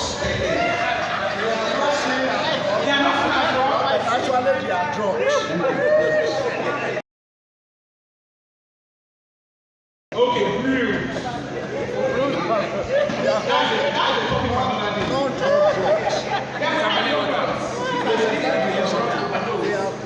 When I listened to the news, one was talking to me when Koban died, and I said maybe he has used overdose on drugs. And he said, mommy, it's not that, OD. And I said, what is OD? I said, what you just said now, overdose. They have slangs that you don't even know what they are saying. He just said OD. I was not what told you. So it is this overload that I said that you are only doing. Let me know. I know that. So others can also change if you are making sexual consent difficult. Here are four ways that addiction can affect sexual health. You know what we do? Sexual dysfunction, sexually transmitted infection, and loss of relationship. This loss of relationship is what is most common among our youths. They are afraid that boyfriend has spent so much of them.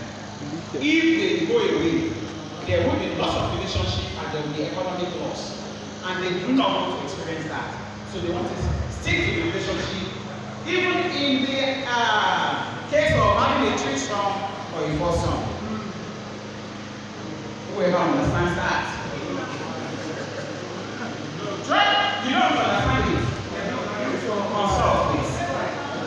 Drug addicts romantic partners such as wife, husband, boyfriend, girlfriend, and so on suffer some form of pain from being in such a relationship. Now, we have talked about drug use and the rest of it, what you can do, what you cannot do. What is the role of health education in all of this? What are our roles? I tell you, health educators are health counselors. Indeed, health educators have places in health facilities. But in this time, they do not find them in health facilities. The medical doctors are usurping the roles of health educators. There should be counseling before you go for treatment. There should be counseling after treatment. That's what obtains. For some of us go for treatment at home. That is what obtains. You go to any hospital and a surgery is to be done on you. You are supposed to be counseled before the surgery.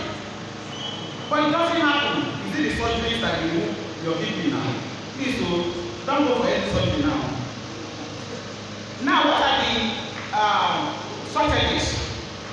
The first strategy here is understanding problems arising from particular type or pattern of drug use. You must understand the particular type. You can't just counsel without knowing. And in doing this, that person must have built confidence in you. You should not be someone who will go and say, Father spoke to me. Do you know Father is on the cross? Father told me himself. You think that kind of person will come back to you? Not at all. So confidentiality is very, very important when we want to deal with those who are into drugs. The next one is understanding the role of different settings. Setting is very, very important. There's a particular street in Lagos. I pass there when I'm going to I usually pass through there when going to Kenya. That street, I know that when you pass through that street, there are yellow buses. And in each of those buses, you find guys smoking weed in those buses on that street. That street is known for that. Now, what do you expect a child who is reared in that kind of setting? What kind of behavior do you expect of such child? So the setting matters. Whether that person is going to use drug or is not going to use drug. The setting in which drugs are used must be considered. This can affect the type and extent of harm that drug use can cause.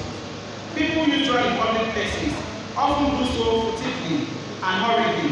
This can increase the risk of an overdose or of acquiring a blood-borne viral infection if they are sharing, injecting a kidney. I tell people, if you are using drugs, let people know that you are using it. If people do not know that you are using drugs, you run the risk of having an overdose. We are seated here, we are all listening. Somebody is craving for something, and the person does go behind. There is tendency to overdose.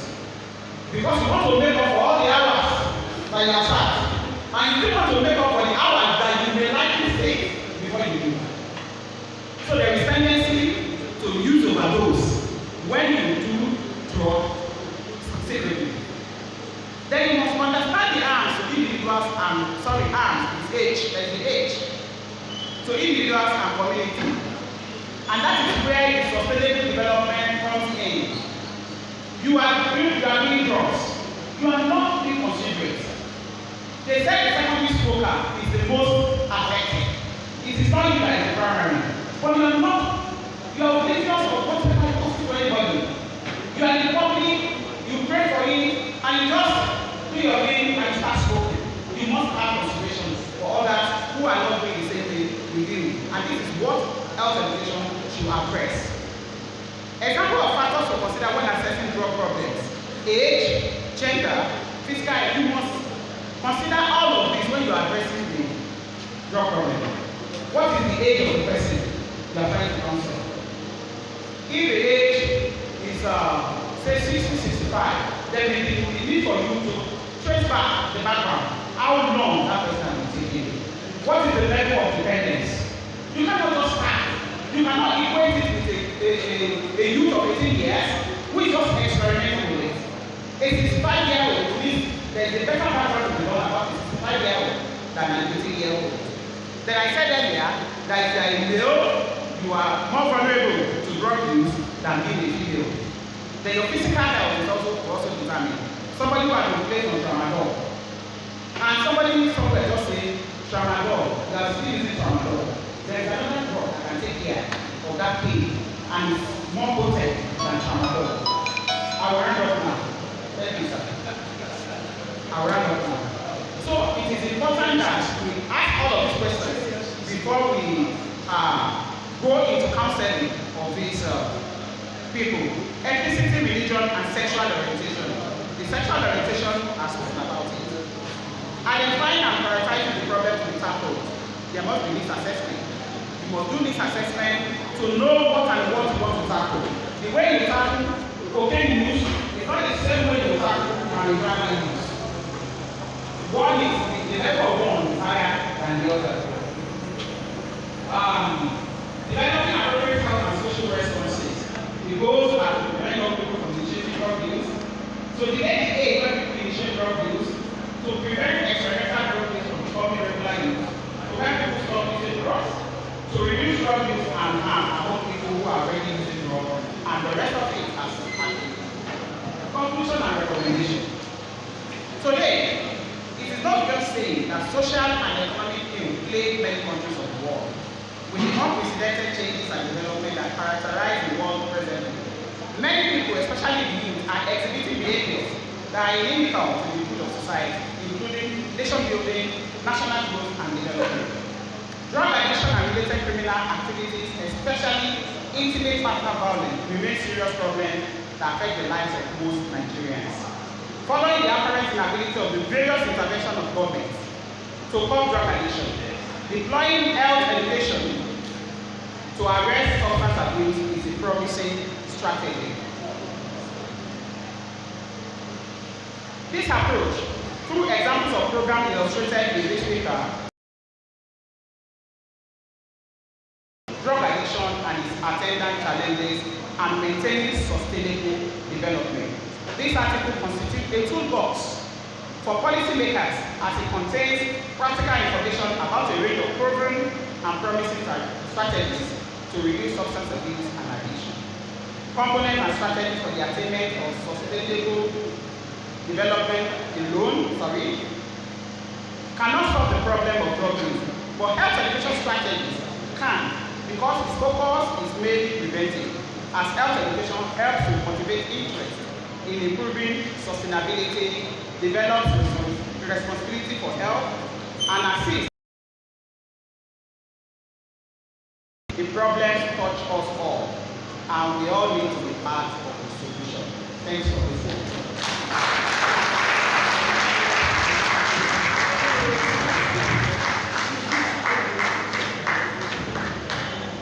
I think we can do more.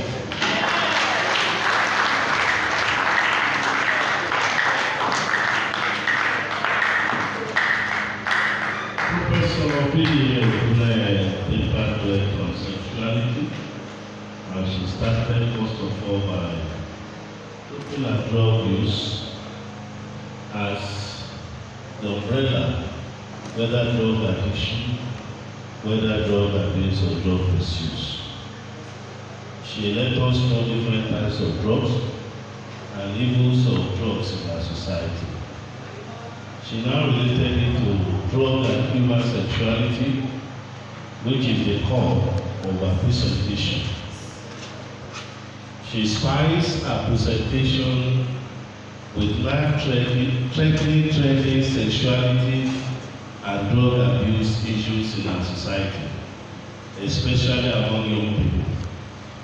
Thereafter, she proposed intervention programs that has to look at the environment, which is very key to lifestyle-related behavior of drug use and abuse, which is environment and counseling.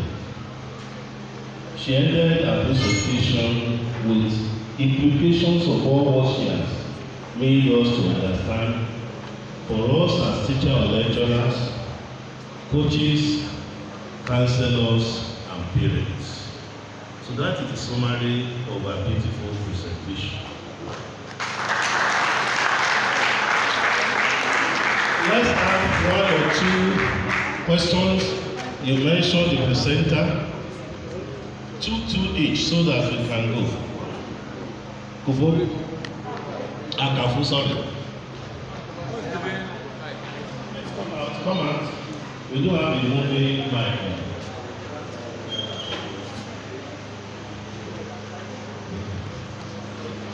2 minutes maximum. Good afternoon. My name is Asaba, and I'm here to join the Napher-Sd.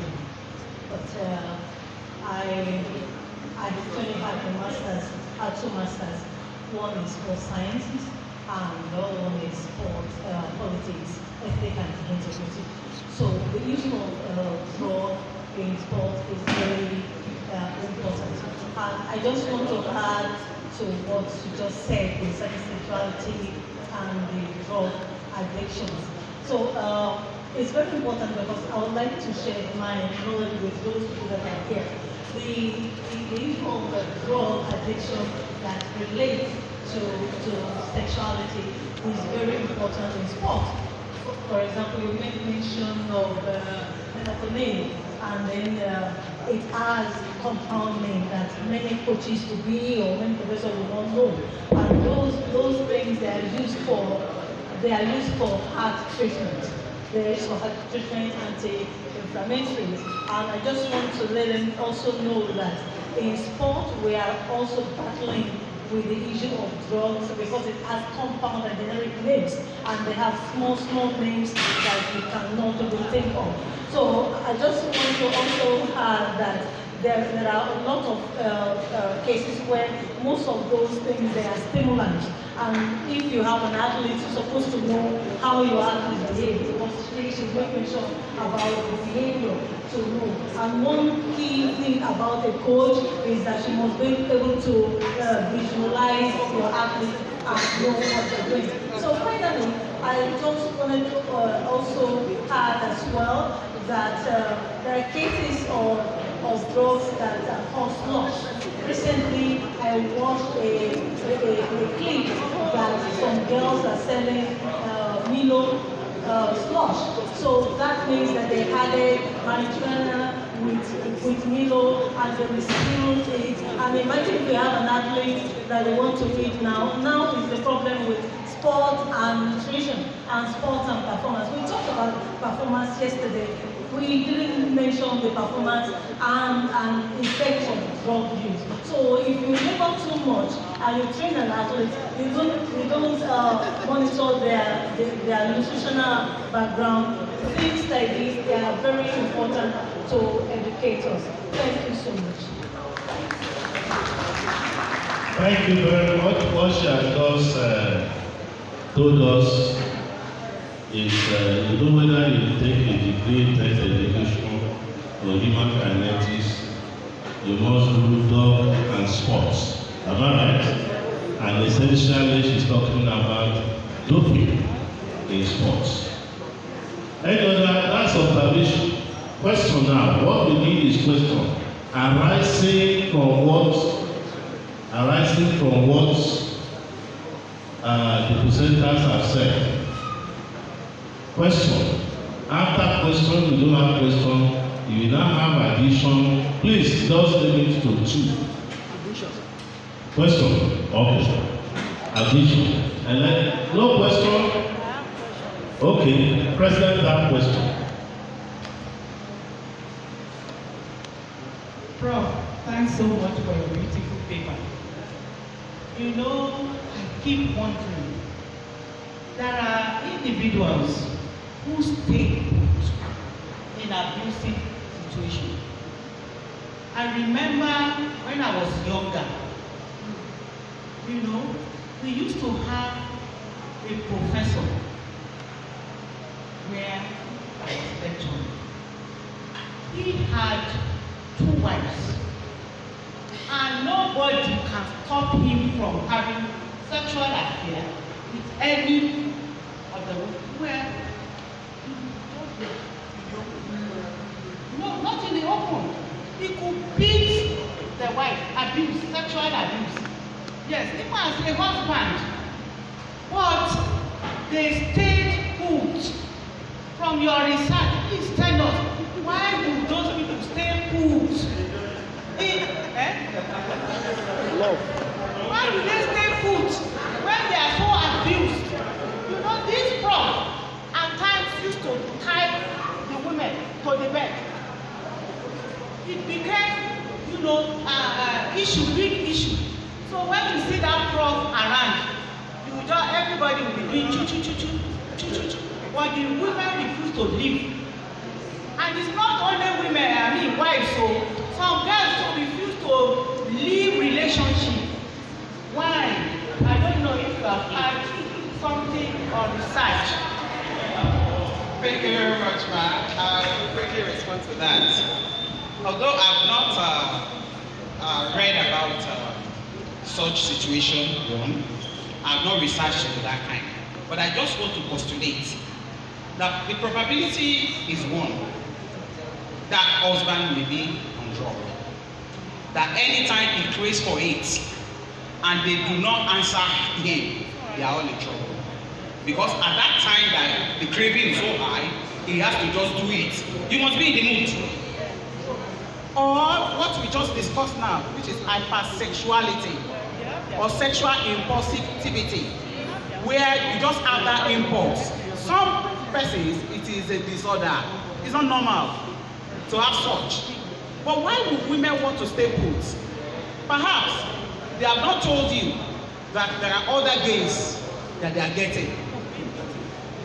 Then he beats them and he buys them what do you call it? Yeah, he buys them things after beating them. He takes care of them after beating them. They will just say Shebi is beating alone. And at a time, man, don't be surprised if you had gone ahead to intervene. The woman will ask you, why? What is your problem? What is your own? Yeah, it happens, but I'm just postulating.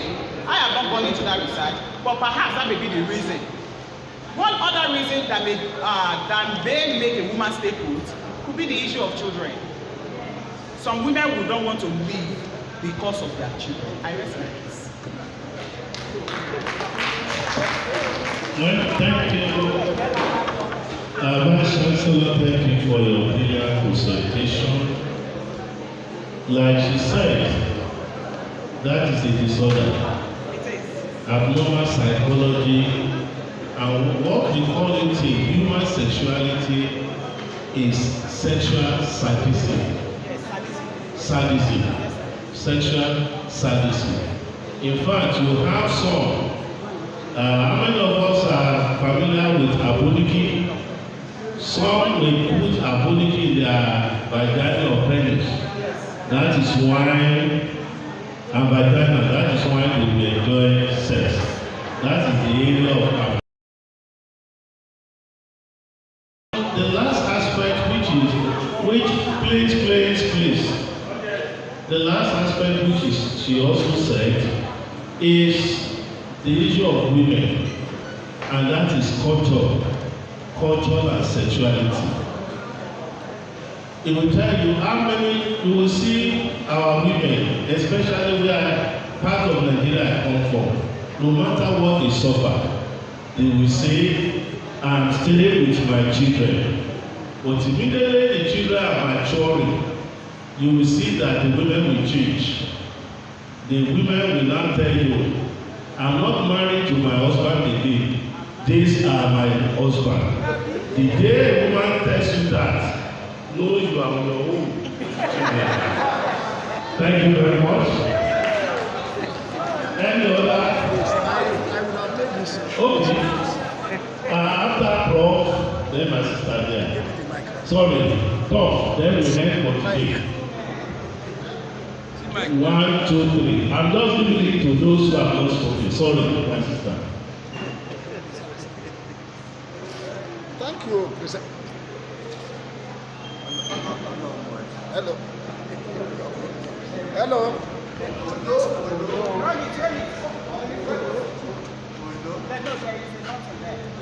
I thought they don't put her off now.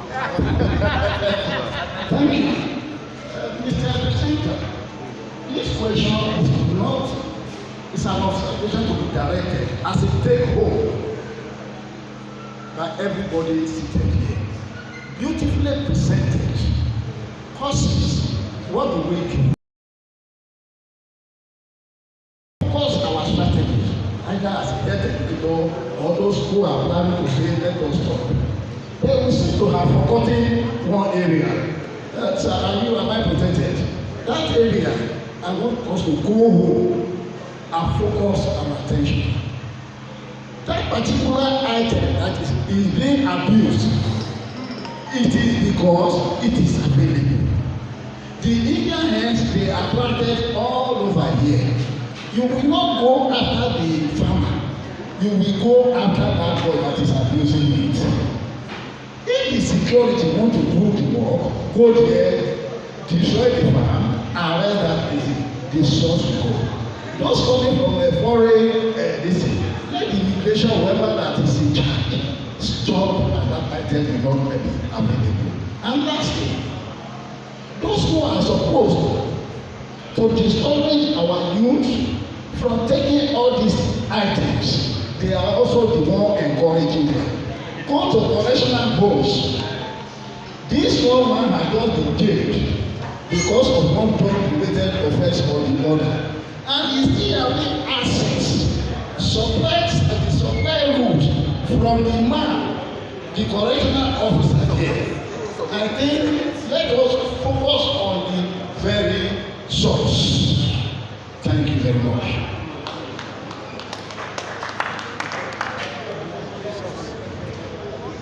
Quickly, Prof was saying that we look at the supply. Let me say this. Lifestyle-related issue, sexuality, drug abuse, and so on and so forth, they are multifactorial. They are not caused by only one factor. Availability, that is what you are saying. Then, how do you destroy all the farms in Nigeria to supply? So team approach is the answer. Team approach. Okay, second.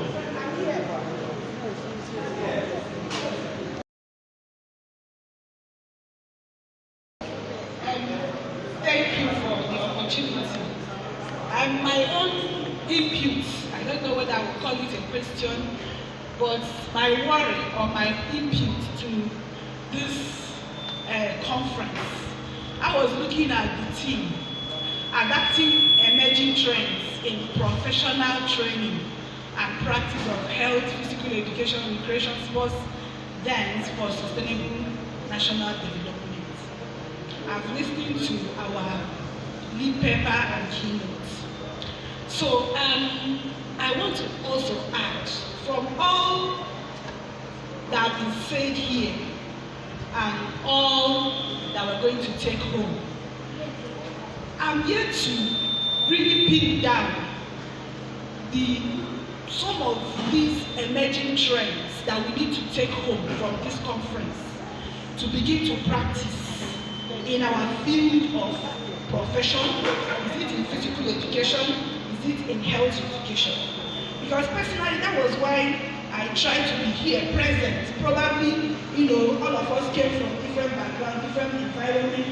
Probably there's something new, trending, upcoming in the practice that will make this our profession stand, stand tall, be current with the current things that are coming up. Because when you look at some of us here, most like my colleagues from my school, many of them are not here. And some of the lecturers, some of my lecturers, what they are still using to teach are the notes they used to, that they used in teaching me some years back. I think you are a lecturer. So that when we get home, these are the new trends, these are the emerging trends. If we have been using chalkboard method, we have been using the board, these are the current things that I will take back to my colleagues that are not here.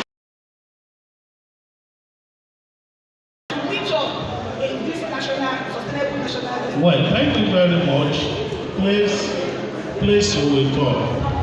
Because this is academic. And we cannot condemn anybody from asking any question. Because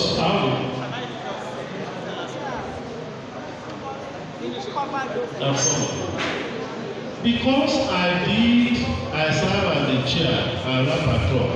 My sister over there, where are you? Yes. Professor Napher said that we are separating physical education and education. And he said that the emerging thing now, that's the word, am I right? And that emerging thing now is that even though you separate, the world is now moving to collaboration. That's an emerging. And for us as scholars, I was even telling him that in our own field, you see most of the studies, if you look at American Journal of Sport Medicine or health or whatever, you will see exercise physiology and those in health collaborating more. But here in Africa, what we are doing is solo effort. So that's an emerging. And in our own case too, the little things we know, she has also gone ahead to tell us what is trending. When you say something is trending, what is that? That is emerging. And you know, in our curriculum, we say we will call it emerging health issues, emerging sports issues. So they have been well addressed as far as I'm concerned. And they cannot say all. During paper presentation, we will also see some of them. Prof. Sorry, that's just what I want to say. That for the opportunity to have the full text of the paper, you will see some of these things there. One thing that I can recall easily is the issue of a study that was carried out, and the students said they do not have enough drug education. So it means that that's a trend that is emerging. In their curriculum they have drug education, but they are not receiving enough. Maybe the teachers are not teaching enough. So these are some of the things that would be what you have as your trend in teaching in your school. Thank you very much. I think the last, my friend there, yes.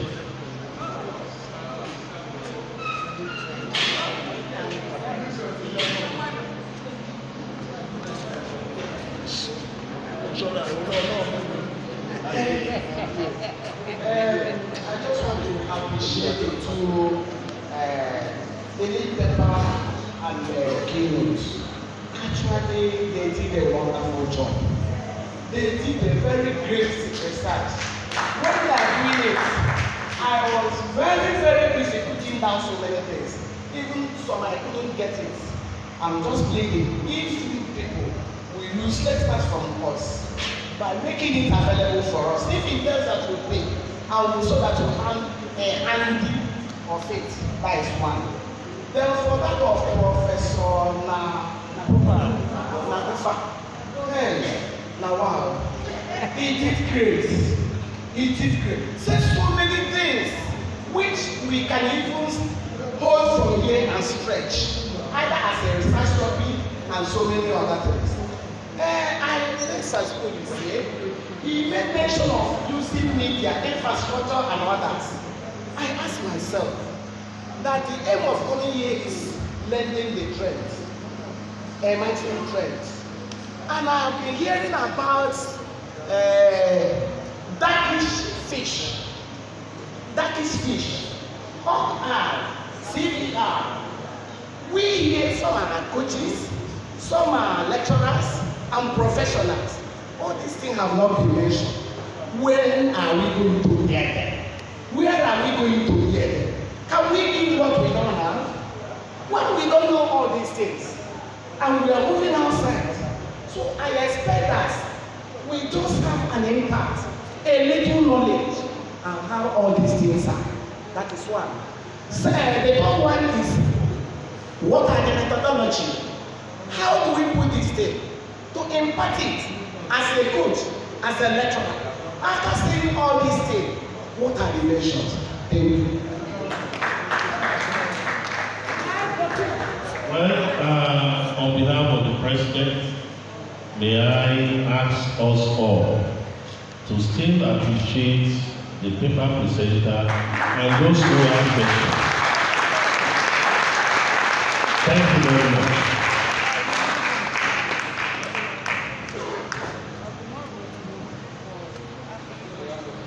Yes, I'm just been told to inform you that you have enough time tomorrow to ask as many questions as possible. You can prepare some of them, and when you come here tomorrow, you will be much more happy. Having said that, we are going next to the issue of presentation of awards.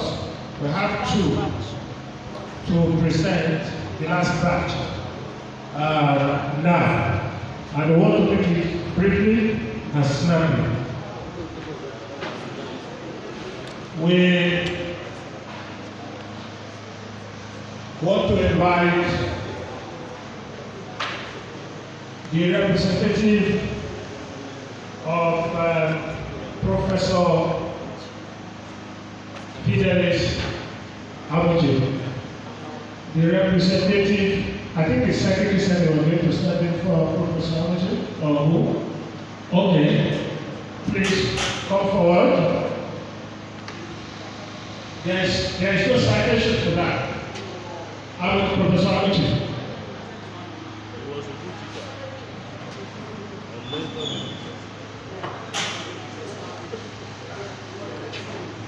Okay, that is the citation.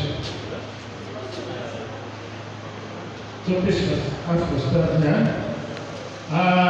Before that, before the presentation on behalf of the President of the National Executive Committee, can you please, in view of the enormous responsibility the charge of this noble body, and the fact that the man has been called home, I will rise for a minute silence in respect of this very, very wonderful.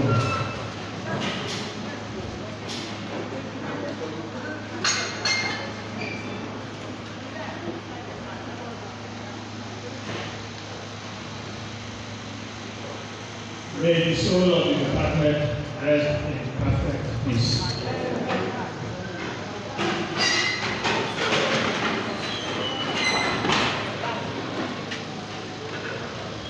So you can go ahead with the.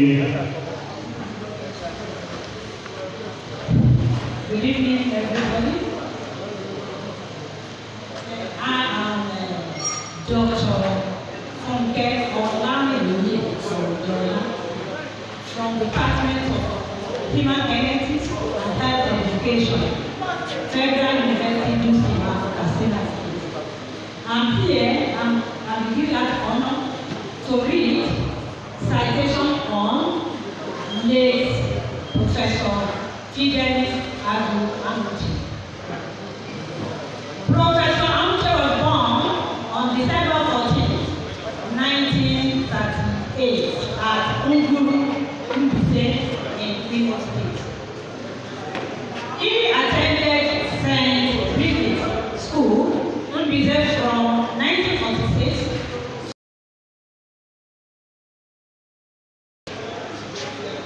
Stella Mary's College, Port Harcourt, from 1964 to 1958, and Bishop Sheridan Teachers Training College, Olu, in Imo State, from 1959 to 1960. Late Professor Felix Agu Amuche worked as Institute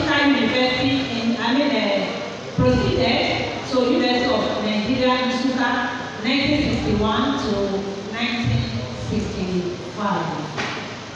And the University of California, Berkeley in 1971 to 1974 for his master's and PhD degrees. Professor Felix Amoche proceeded in 1965 after his graduation with first class degree, and he was retained as an intelligent student in the Department of Physical and Health Education, now Kinetics and Education in some universities. Professor Fidelis Agu was admitted into the Nigerian Academy of Education in 1993. He said the university, NAFA, and the national and local international in various capacities from 1979 to 1982.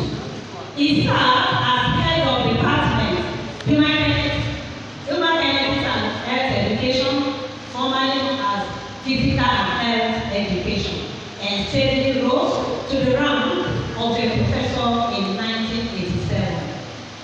Late Professor Fidelis Agu-Amuche, he was admitted into the Nigerian Academy of Educators in 1993. Professor was the pioneer editor of Journal of Nigerian Association of Sports Science, Medicine, and Consultant editor in NOGA, that is the Nigerian University Association Forum. He has over 60 publications and books to his credit. Late Professor Fidelis Agu-Amuche graduated with over 50 masters and PhD, and externally examined over 40 PhD candidates, most of whom have retired as professors. He was an excellent physical education teacher, and he was very comfortable in teaching and playing football, judo, karate, and photography. Professor Fidelis Amoche Agu was a member of INSPA, that is International Council for Health, Physical Education, Recreation, Sports, and Dance, that is INSPA. Professor Fidelis Agu-Amuche to Mrs. Ifeoma Lois Amuche, and they are blessed with brilliant children. We pray that God Almighty Father, we continue to keep blessed souls in Jesus' mighty name. Amen. A round of applause for Dr. Honourable. May I invite Professor Wani, the great man of this profession from Honourable University, a man that has held any of the conferences for the greater part of 5 years, to do the presentation.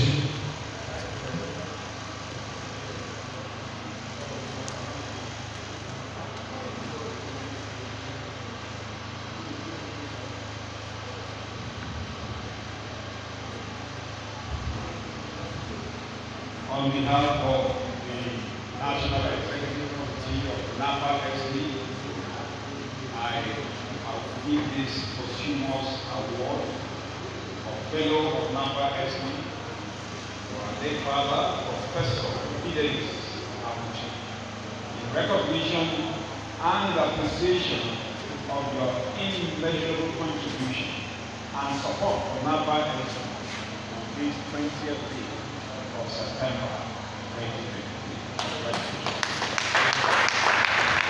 All right. I don't know if the president wants to take a photograph with me. Just briefly hold on for the Prof to go in. Thank you, Lord. You can go.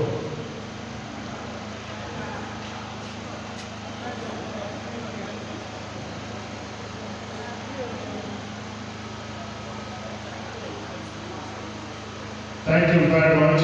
Thank you, ma'am. Thank you, Prof.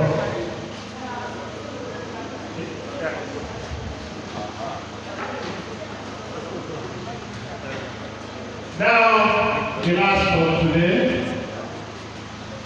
the last of the awards. Thank you very much. May I invite the Secretary General who will be standing in for Professor Victoria Honourable. And to present this is, I understand there is no citation because if you are going to go with the citation, we will not be here today. Suffice to say, therefore, that I have the directives and the order of the President to invite Professor Joshua Umekufek to do the presentation. Professor Joshua, please, as the Vice President of the Napher-Sd.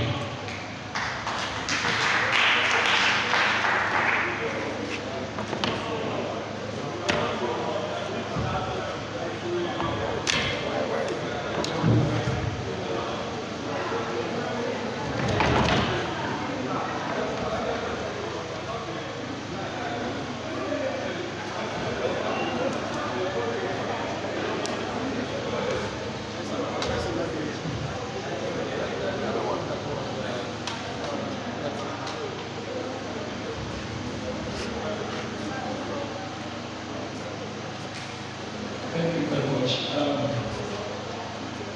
Ladies and gentlemen, let me have your ears. This award of science is presented to Professor Veronica Iwanimo, represented by Dr. Franz Attere, in recognition and appreciation of her immeasurable contribution and support for Napher-Sd this day, 20th September 2023. Congratulations. Thank you very much. Ladies and gentlemen, I also have the directives of the President to inform you that tomorrow we are starting by 9 a.m. We are all expected to be seated by 9 a.m. so that we can do the business of the day, chapter, now, and the Congress. Of course, we all know that Congress is very vital in the handling of this nature of magnitude. It's expected